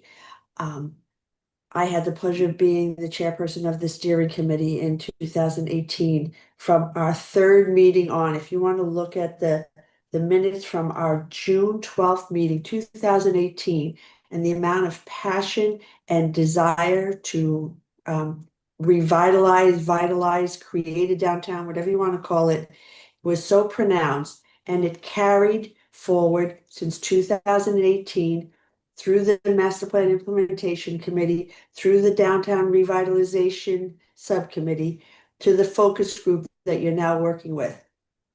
There may be individuals who don't think it's the right time or the right use of funds, but there's no denying that it's been an overwhelming interest for the majority of people who have taken the time to come out and speak about different things. I'm real concerned that two of the members of the select board who have been driving forces on this revitalization of downtown wouldn't even second a motion to hear whether there would be a support letter or not. So I commend the select board member who actually did try to at least get them to take a vote. I think it's up to the townspeople. And if only 143 plus 67 people show up next year and 143 people voted down, well, that's what happens. But I think we all, for all of us who have spent so much time and energy on this, we deserve the right to ask again. And that's it. Thank you. Thank you, Frank. Any more hands? Very well. Everybody okay with moving the discussion to the next meeting? Yep, at this time? Excellent, Lori. Again, thanks for all your time on this. Thank you, Lori. I'm sure you're talking about it in your sleep. Keep it positive. Yeah. All right, very good.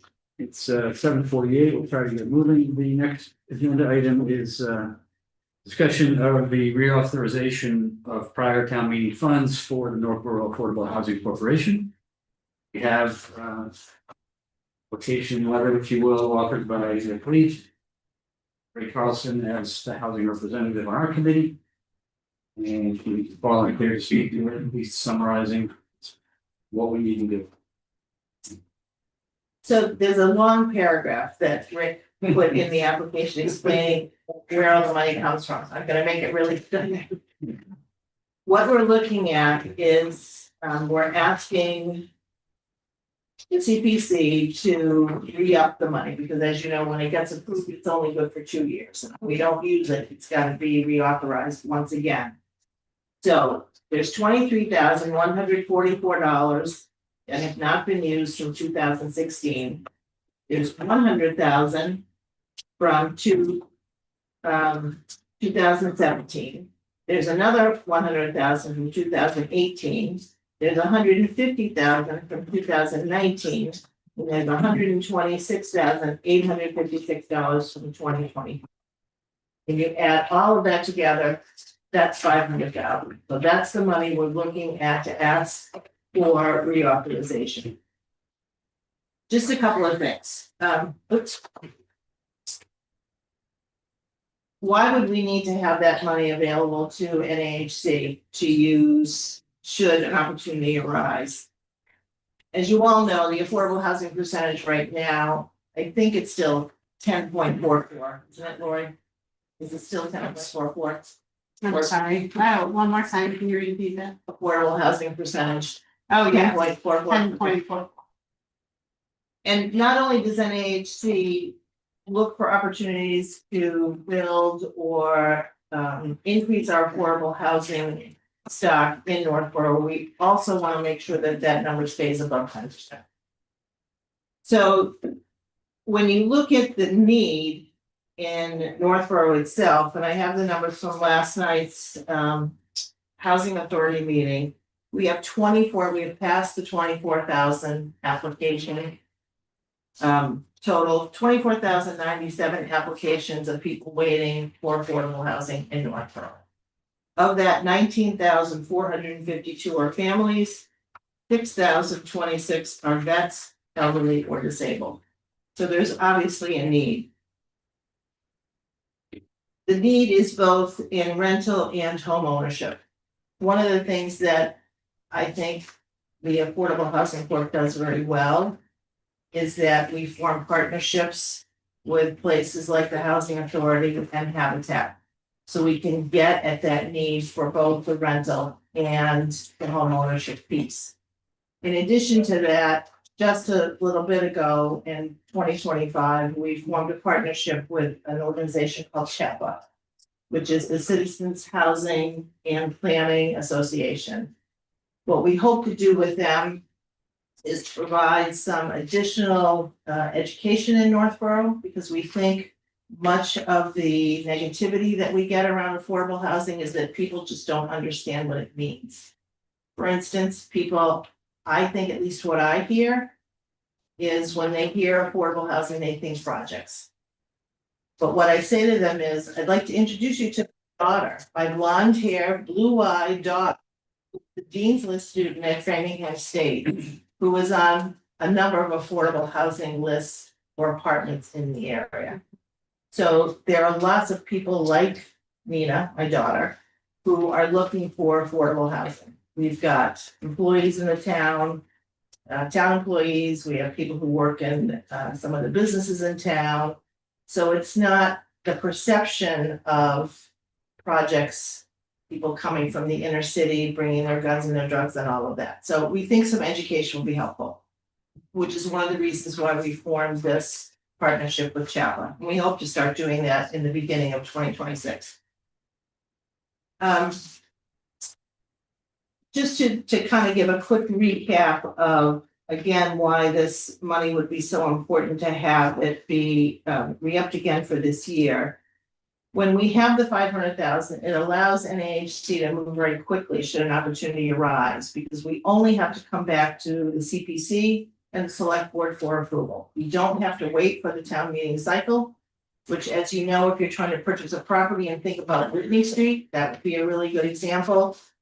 If something like that came up and we had to wait a whole year, we doubt very seriously that a seller would be interested in holding off that long in order to talk to us about any kind of sale of the property. It would keep us above, help to keep us above the 10%, as the opportunities for affordable housing arise, we can stay above that 10%, so we can stay away from any sort of unfriendly 40B. The need is great, as you heard me mention earlier. And housing was also mentioned as a really important initiative in the town master plan. And we want to make sure that we pay attention to that and we adhere to what was asked for within the master plan and downtown revitalization.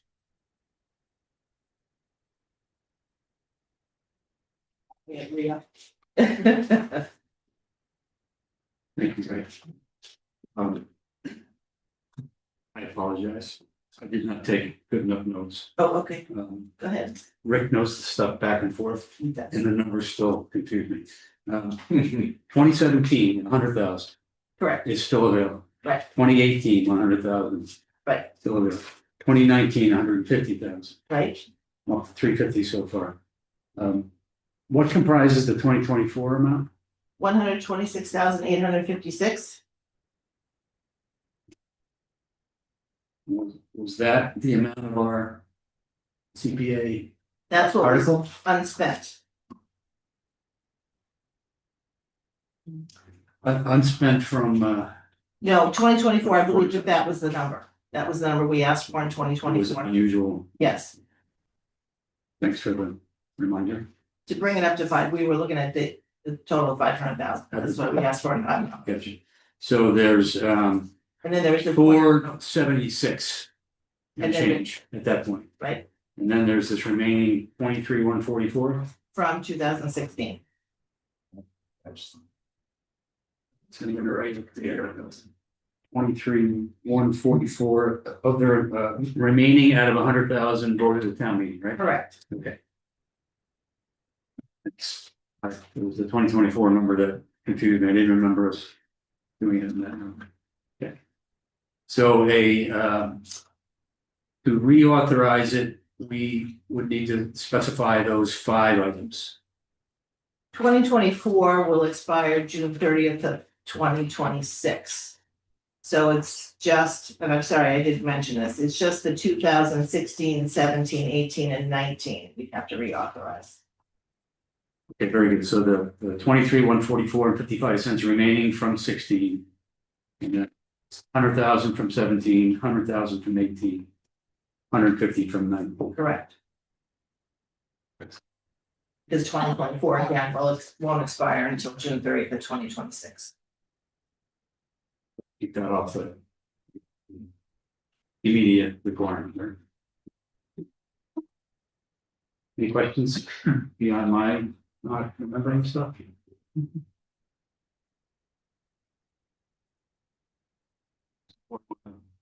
Move on to this question tonight. What Randy said. No, it's not gonna be correct. Second. Second one. Try again. Second. You really try to put that up on. That is the word. So, if they give it a shot. We extend this. I move that we approve the extension of $500,000.55 of funding prior town use for Northborough Affordable Housing Corporation, future affordable housing use until June 30th, 2027. Second. Why that was better than the first one. Whatever. Motion by Leslie, second by Andy. We think that motion is sufficiently specific. Say we'll do. Anybody want to talk about it anymore? All in favor? I, Opposed? Are you abstaining? I guess I have to, right? No. Oh, I can vote, Try okay. again. All in favor? Okay, we have to take it all. All right. All of a sudden you're against it. Stop right. No, that's the first motion.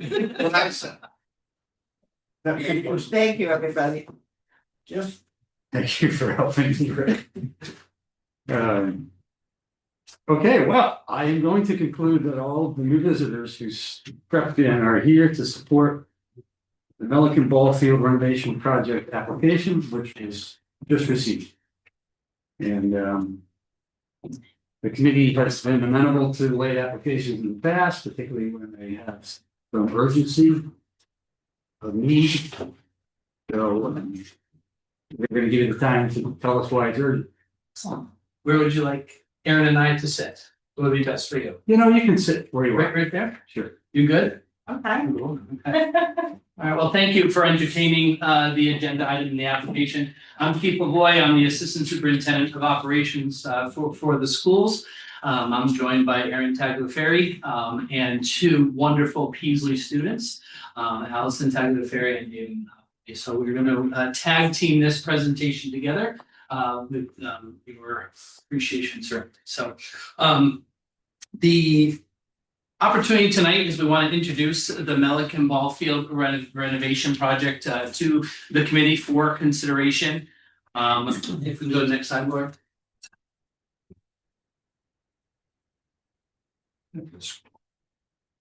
Thank you. Thank you. So the district has been asked to assume responsibility for maintaining the baseball and softball fields at Milliken for the start of FY27, which will be July of 2026. And during our initial assessment and reviewing what the needs are, we did quickly identify that the field did need some significant renovations. So for both of the fields, it would include landscaping and field restoration, new fencing and backstop systems, as well as dugouts and benches. And a little more detail is that the projects would include edging of the infields to make sure that there were proper specification, and certainly looking at things like drainage and other items that were coming into play over the last couple of years. The one thing we did do is, as part of our work in preparation, was really look at the MIAA, that's the Massachusetts Interscholastic Athletic Association guidelines. We connected with the athletic director at Algonquin, who also serves as the athletic director for Milliken, for their interscholastic sports, to make sure that we were doing the things in appropriate steps to make sure we're following those guidelines. So that was part of what we want to make sure we put together. Go ahead, Lori. So the current safety concerns, we are going to share a series of slides that go into detail with pictures of different elements of the safety concerns that we have. But we certainly feel they are at the forefront and they are an immediate need, as John mentioned. One point that's been made clear to me specifically in the last 6 to 8 months is that umpires are saying that the fields are unsafe. First time that we've heard that.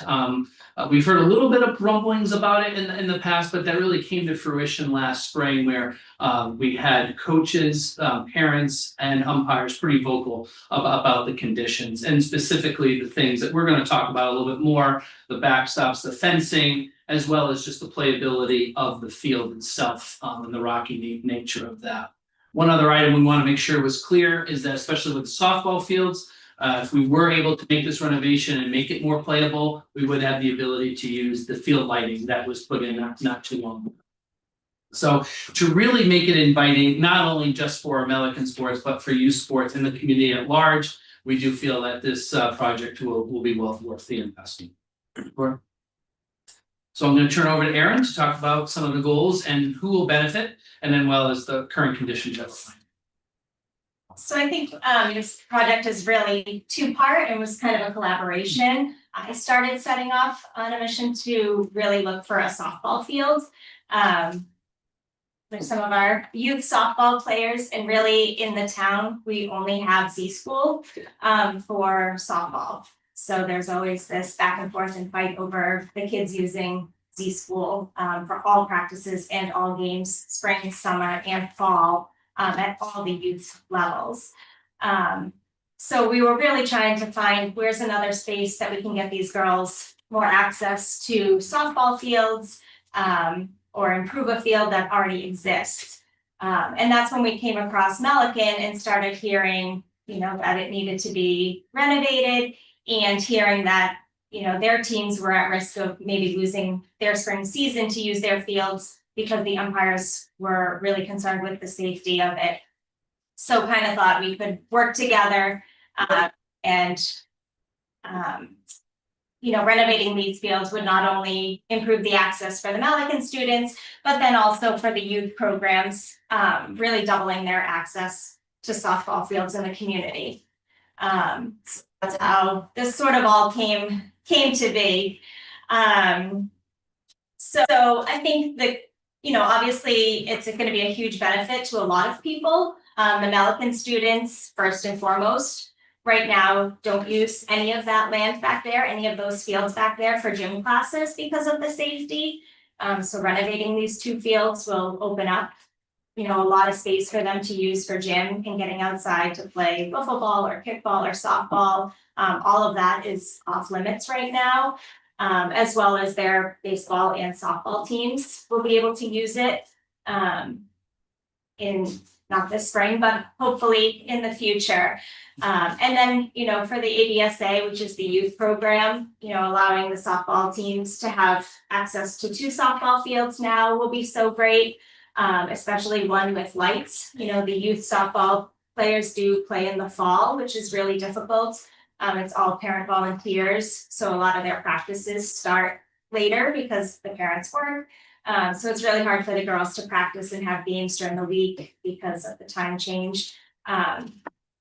We can't have practice and games at Z School because there's no lights there. So I think in the fall, especially, this field will get a lot of use from the youth players to be able to use the lights. And then certainly the recreation department using it for summer camps.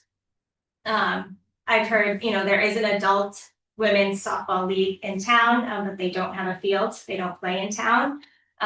So there is a Northborough Women's League, but they just play in surrounding towns because there's not a field safe and usable for them to use in our town. So lots of people will benefit from rehabbing these fields. You can go to the next slide. So we'll start with the baseball fields. So some pictures that we've taken over the past couple of weeks. Obviously, you can see just the overgrowing in the weeds, where it should be all dirt and level. And then the next slide just shows more. The left side is what should be, kind of the infield. The right side is going from home plate to first base. The left side, so that is one of the benches on the baseball field. So both fields, the benches are unusable. They both are huge safety concerns. uneven, rotting, coming out of the ground. This one is all caution taped off with cones. So the players don't really have anywhere to sit when they are playing. And then the right side is the pitching mound on the baseball field. This is the backstop behind the baseball field. So you can see the fencing is protruding. It's all uneven. Next slide. So softball field, same thing. If you see the picture on the left side, you can kind of see looking down, that's the bench. It's kind of falling over, it's up, pulling out of the ground, so you can't even sit on it. Next picture. So that's the backstop fencing, which we have some more pictures on the next few slides of that up close. These are the softball benches. Again, they're all uneven and warped. The poles are all rusted and coming up out of the ground. So this is fencing in front of one of the dugout / benches for the softball field. So you can see the picture all the way to the left. The top pole of the fence is completely pulled out and hanging. All the fencing along the top rail is pulled away. And it looks like at some point someone did some makeshift trying to put it back together. So there's some rusted metal trying to clamp it back together. But a lot of the fencing is all rusted, really rough and sharp edges. And also obviously not protecting anyone that's sitting or standing on those benches or behind that fence from foul balls. Melican did have, not on this bench, but on the first base side, they did have a visiting team that was there during one of the spring softball games, got hit by a foul ball. She was standing behind the fence, but the fencing doesn't go across the whole bench. Luckily, there was no major injuries, but the fencing just does not provide enough coverage from foul balls. So this is probably one of the biggest concerns for the softball field, and the biggest concern that the umpires have had, and probably the reason umpires will not allow the girls to play on this field going forward is the fencing behind home plate. So it's hard to see in the pictures, and especially with like the grass and the leaves, but the pictures, the second and third picture on the top, the bottom of the fencing is all rusted and pulling away, and all of that is facing and curling up and towards home plate. So all those little spikes are pointing in towards home plate. So what is happening is umpires are essentially adjusting the rules in the games, because if a pitcher throws a ball, the catcher misses. Instead of that ball still being in play, he's calling it a dead ball because he doesn't want the girls rushing and going back there to try to field that ball. So talking to some of the middle school girls, they're embarrassed that when other teams come to play at their field, like rules have to be adjusted because their field is so unsafe. But that's the major concern, is that the umpires are having is really this fencing behind home plate is too close to home plate, and obviously poses a huge safety risk to girls that are going back there. And so they're pretty much not allowing them to go back there. And so they're just calling balls out of play that really shouldn't be called out of play. This is after a very small rainstorm that we had. And this was the next day. So you can see, the fields, the drainage, the irrigation is a mess. So the first picture is home plate, and then the second picture is the pitching mound, and the bottom right picture is between second and third base. I wish I had taken a picture, and I tried to go back of my footprints, because when you actually walk on this, you sink. It's like quicksand. I had to go home and change my socks and shoes. So, when it does rain, even a small amount, practices and games are canceled, often for multiple days, because it's taking so long for these fields to dry out and it's so unsafe for, there, it's impossible to play on. It's hard to even just walk through this. It's, like quicksand, so, I wish I had a picture of my footprint. You can go to the next page. All right, so two things we want to make sure we contemplated before we came before the committee is to make sure that we were aligned with eligibility and we had support. From eligibility perspective, obviously, it would be a recreation space, and not only that, but it would expand. If we were able to do this renovation, I can really see it expanding to the other user groups that Erin had mentioned. Not to mention just the overall safety of the space itself being improved. So the eligibility is certainly there. When it comes from support, thankfully, we do have the support of the schools. Superintendent Greg Martineau, right to my left, wrote a very nice letter of support for the project. I certainly support it. Erin was in discussions with the Park and Recreation Commission, and we were also able to enclose in the packet a letter from the ABSA president about their support of the project. And we're going to talk a little bit more about other thoughts they have about the longevity of this project that we'll talk about later. So, Lori, you can go to the next slide.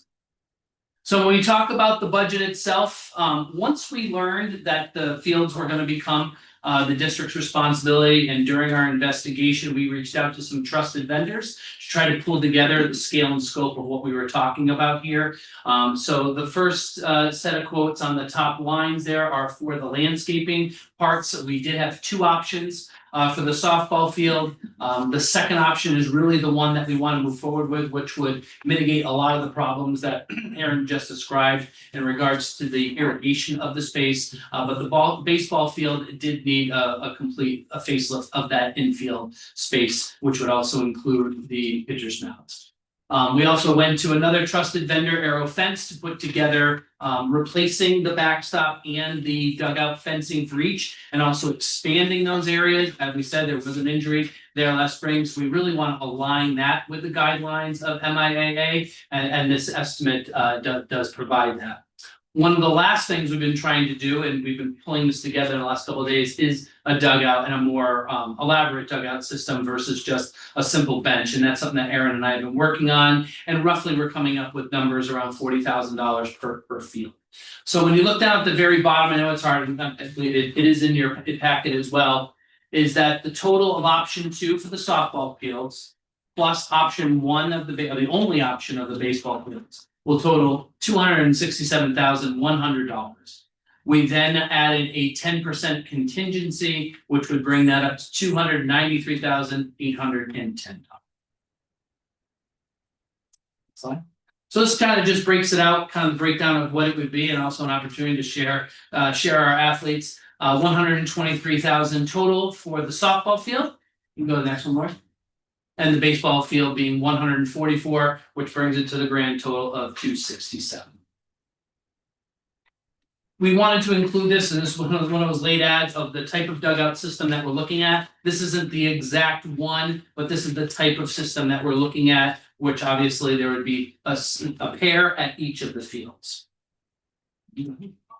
Timeline implementation and maintenance. This is why it's important that we brought up the collaboration with the youth programs, because it has been so important. So what we'd like to do is, with the support of the committee, dive into the procurement process to really understand where we're going to be and get through the bidding of this and have it contingent upon town meeting vote, which obviously is in May of 26, with the hope of being able to complete the project in the summer once the authorization of that funding does occur. The second is that the school district would be responsible for the implementation of the project. I'll be the project manager, but I'll be closely supported by Principal Carr at Milliken, as well as Bud Richardson, the facilities manager, who is very, very helpful with these types of projects. And the last piece is the ongoing maintenance. This is part of the discussion that we've started with ABSA, is really looking at the maintenance of that. So if the ABSA program is able to utilize the space with greater frequency, they will have an active role in its ongoing maintenance, which it does do not only in fields in Northborough, but also in Southborough. We have a pretty strong commitment and feel that would be the case for this project if we were able to make a renovation and make it playable for our players. So we talked way too long. This is the good part. I I think so. So we'd like you to hear from some of our student athletes about their experience. Allison, are you ready? Yes. All right, go right ahead. My name is Allison Tagliaferri. I'm in 5th grade and I've been playing for softball for 6 years. I play in spring, summer, and fall. Softballs taught me a lot about confidence, teamwork, and friendships. Right now, we only have one softball field to play on, and that is Z School.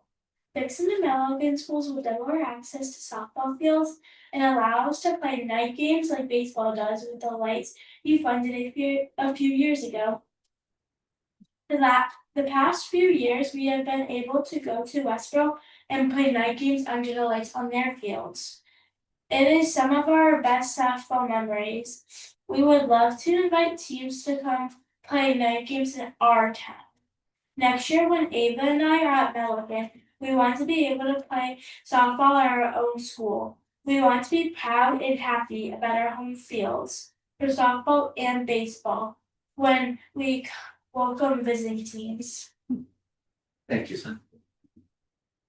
Hi, my name is Ava Monopoly and I'm in 5th grade. I have been playing softball for 6 or 7 years like Allison. We have been on the same team for so long and we have played on the same field for all that time. I love playing softball. Softball has taught me to have leadership skills and to be very competitive towards the other teams we play. But we still have good sportsmanship. In middle school, we would really like a home field that we could actually play on. We have played in tournaments in other towns that have beautiful fields for their softball. We would like to have pride in our fields as well. It would be nice to welcome other teams to play on our new home field and have a great experience. Most of all, we want to have fun playing softball during our time in middle school, and we want future softball players to benefit from a new field as well. Thank you. Thank you. Slick specs I was too. gonna say, can they speak at town meeting? Well, that's So they wanted to come when I started looking into this. Allison, as my daughter, had a lot of questions just about this process, and so we kind of thought it was a good idea to involve her in, what it takes to fill out the application, and these fields that you guys play on don't just appear, right? So she had a lot of input and helped us with seeing what it takes to fill out the application and go to Milligan and take the pictures and put together a PowerPoint. And they've told all their friends at school about they were going to come to a town meeting and present. And I think they're all watching you on YouTube. So it sparked a lot of really great conversations about, town government and how these projects happen. And, all these things that you guys get don't just magically appear. Like, we work for them, and it takes a lot of work, and you need to take care of these fields. And so they wanted to come and speak about what softball meant. They did way better than we did. I know. You can tell by the reaction. I told you they wouldn't need any support from me. They're just taking it from the top. So that's why they're here. They wanted to be part of this. So that's our conclusion. Yes. What's probably a silly question. What's the difference between a softball and a baseball field? Not a silly question, I was gonna. You take that question. Yeah, the baseball field, they have grass on the pitching ground. I don't even know, but and the softball fields are just better in general. Baseball. Dimension. The thing is with baseball already has a lot of fields. But they're asking what's the difference between a softball field and a baseball field? Why Yeah, can't those are good. Good. Why you Yeah. can't use the same fields? Right. why can't you use the same fields? The distance. Dimensions. And also because how baseball players pitch the ball, the softball players can't go downhill. Yeah. They have to stay flat. Oh, I So know, they so get, it's on a mound. the mound. That makes sense, that's right. Okay. Thank you. Nice to meet you. Well, it's a great presentation. I'm sympathetic. I was a softball coach for many years in the early 2000s when softball joined Northborough baseball softball. And we started playing on Howard Street Z School Field. This committee approved and the town voted to put the irrigation on that field, with one of our early field projects. This committee voted and the town voted to put the lighting in on Milliken. Or certainly improve what was there. You know, so we have a precedent of helping restore and enhance our playgrounds and parks around town. And certainly in that regard, you know, you have our attention and it qualifies. To the question of Leslie, I will say, you know, the question would come up, well, two-part question. If necessary, could it be done in two phases, softball field first, baseball field second? I recognize there's some economy of scale when a landscaper comes in. And secondly, why not just promote the softball? It's been the primary focus of your presentation. And as you mentioned, there's other baseball fields that frankly are being underutilized right now. So I think it probably started as, I mean, for me, it started as we need to kind of enhance the softball program in the town.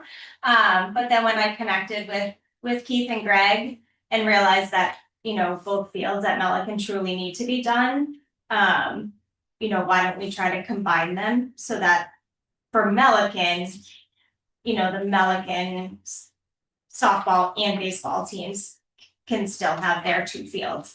I think the problem, and Keith and I have spoken about this too, is, you know, even this upcoming spring, if they can't use their fields, is where do they go, right? It's, you know, even baseball, yeah, there's a lot of baseball fields in town, but how do these Milliken kids get there every day after school for practice?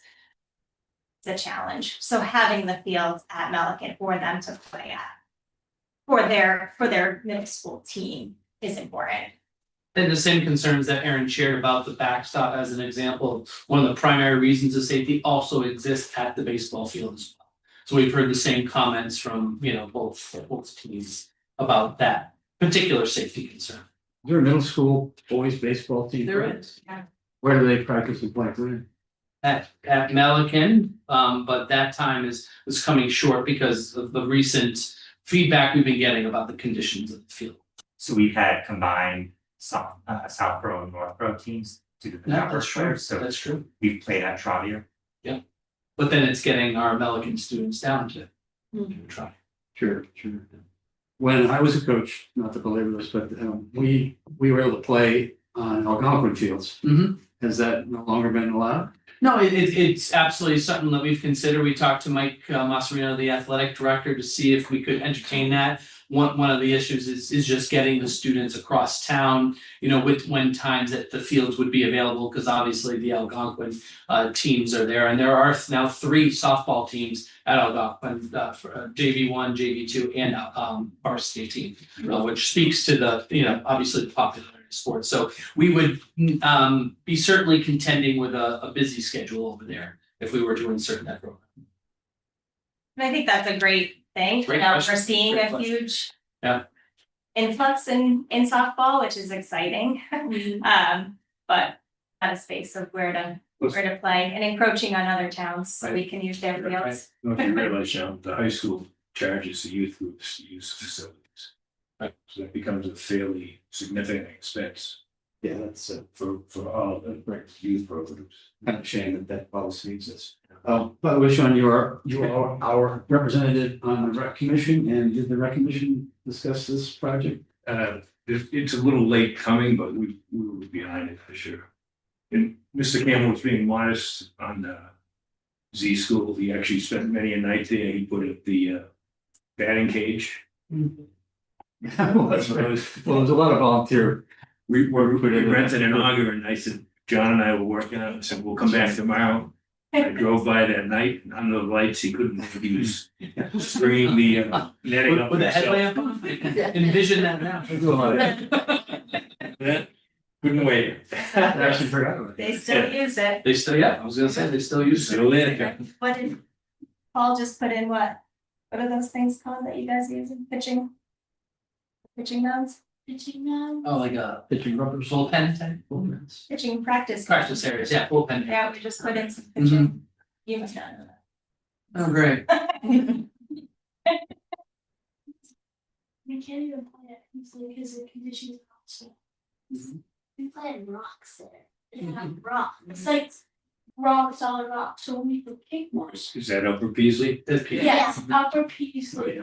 And they have weeds and like the bases. And gym when we play baseball up there. To amend our application. So that's their range. Does anybody know when that fencing was put in? When was this last week? I actually tried to find that and I couldn't. We went back and Bud Richardson and myself did some digging on that, so that we knew that type of question would come and we couldn't. We knew it had been repaired, especially in the softball space numerous times, and the current fencing system there is woefully under what Yeah. it needs to be. So I couldn't even tell you. We tried to dig, but we couldn't find anything substantial. Okay, Very well could be original. It could very well could be. right. One of the questions I had is you brought up drainage, and I don't see anywhere in this project proposal where that's addressed. Yeah, so what it is included in the landscaping that would be done to the infield space and the bringing in of material, which is part of the proposal. There isn't a tremendous amount that can be done to that space, except some very basic grading. So the same contractor that works at our Algonquin fields and does an outstanding job, we get constant compliments, was our consultant here that helped us put this together, and he feels that it would be very suitably done with the money that we put into So it. merely what they do is simply bring in a clay-based material, you elevate the infield and crown it, Yep. so all the water goes to the grass. The Okay. grass absorbs.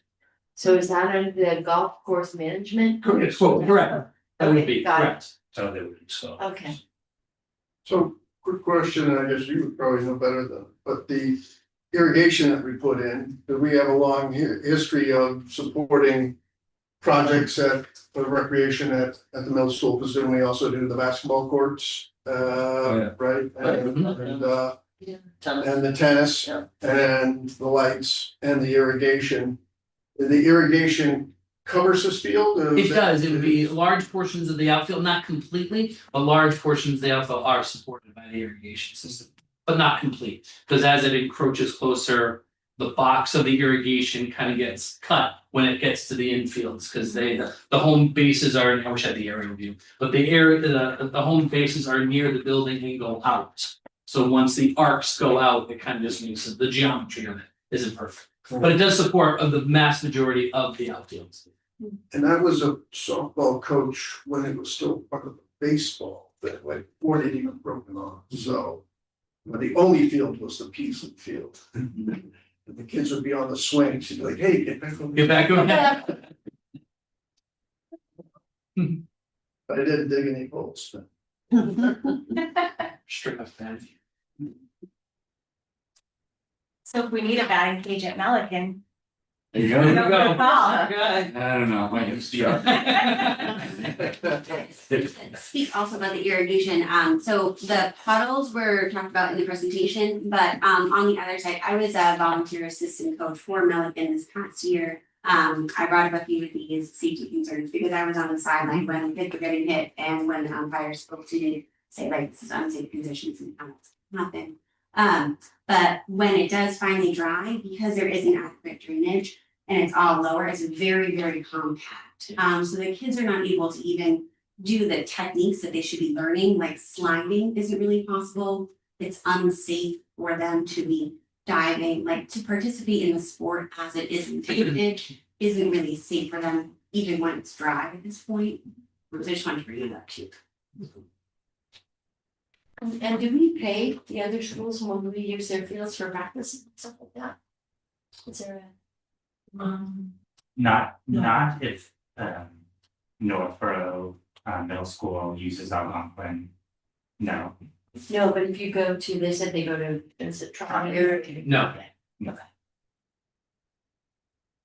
Given the fact that you're still sort of researching the dugout costs, would you consider the possibility of phasing this and doing the dugouts at a later time? Yeah, I think so. I would agree, yeah. I mean, we would probably need to put in some sort of benches. Yes. For players.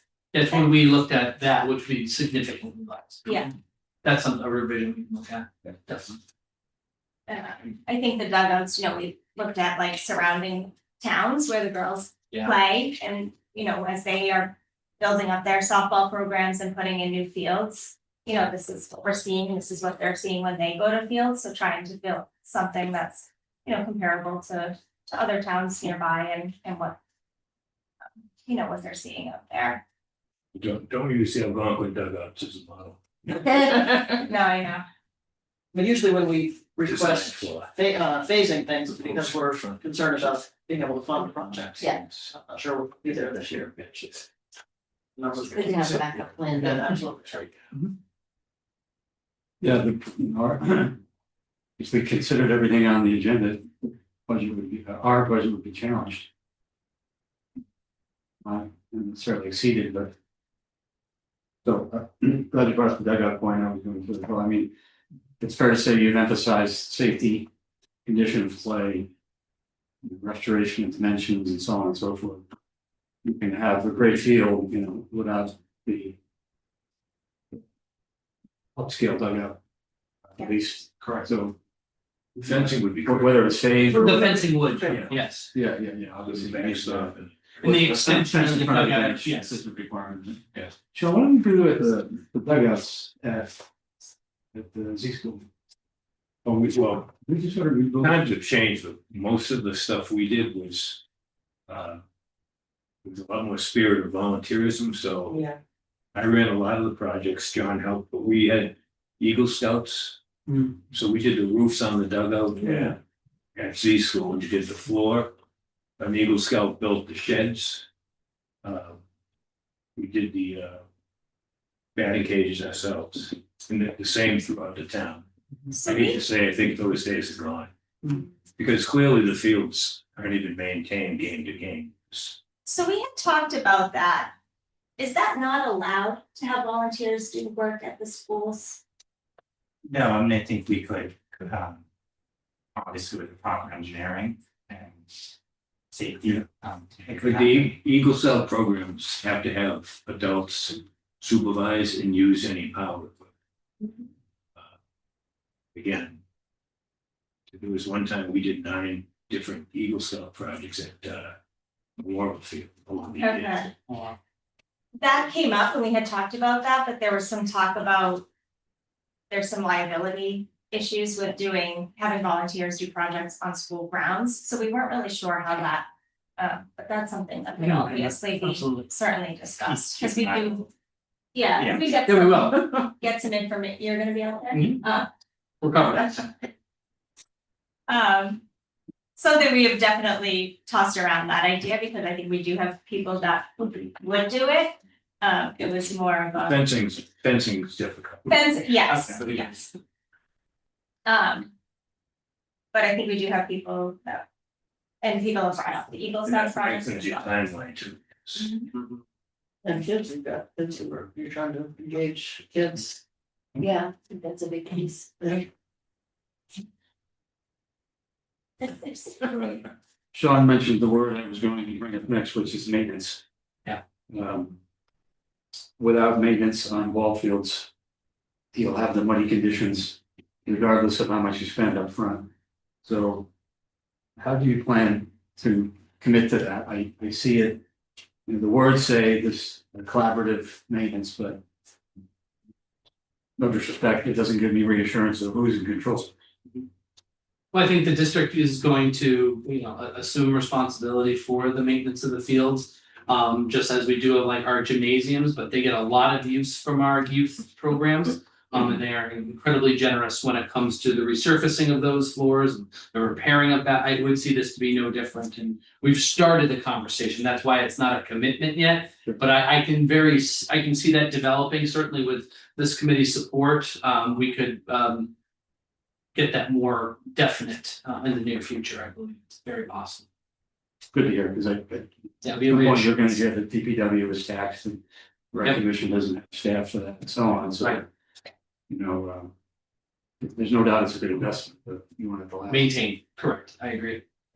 Before Tom Major retired, he would let us keep equipment in in the garage at the middle school. Yeah. And then we just take what we needed out of there. Now, so I can see that continuing, definitely. But Tom got annoyed with us on one occasion. He finally said the line of demarcation was the sidewalk. Stay off. No, he wasn't going any Further further. in front, oh, I see it, I'm not sure. Everything else is our We responsibility. can work on that. Coach just being really pushy. Yeah. First. That was Tom. He was- That was his baby, so we didn't argue. Any other questions from the committee? Well, you did a great job presenting on such short notice, like. Yes, very nice. And thanks for welcoming us, we appreciate it. Thank you. I think we need more review, think about the budget items. We're gonna go, we can do funding and so on, we may be challenged, so we can afford and still maintain a little reserve. With CPA, depending on what goes forward. Well, we thank you for the Great. consideration. Thank you. Thank Good you very night, much. thank you. Thank you. Thank you. Thank you, girls. Yeah, please, plan at least for someone to represent you on, January eighth. January, very well. Will be the continuing hearing. Great, Very well. thank Thank you. you very much. Thanks.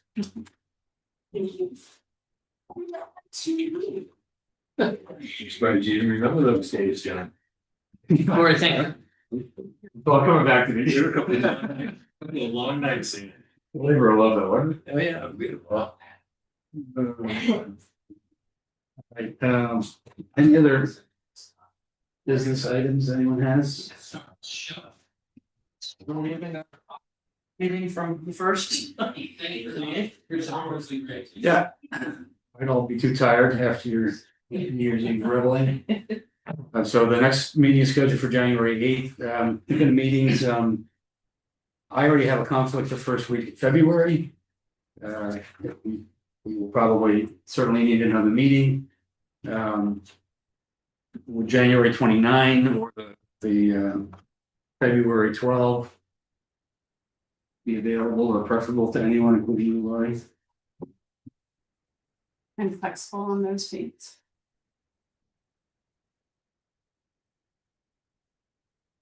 That's one, the 29th of January. Is that right? Yes, Oh, what's that? All right, so we're meeting on the 8th of January and the 29th of January. Any conflicts? Not at this time. Should change. Thank you for accommodating.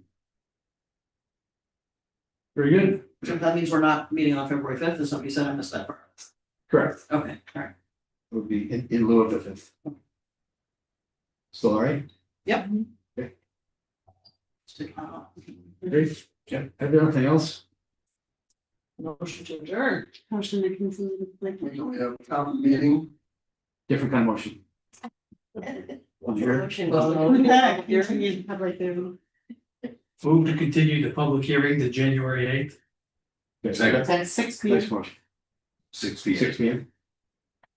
Thank Sean as the second, all in favor? Aye. Thank you. Good meeting, appreciate your time. Thank you. Love the aggressive schedule. Aspiration. 6:05. 15 minutes. That was good. Looking forward to. Yes.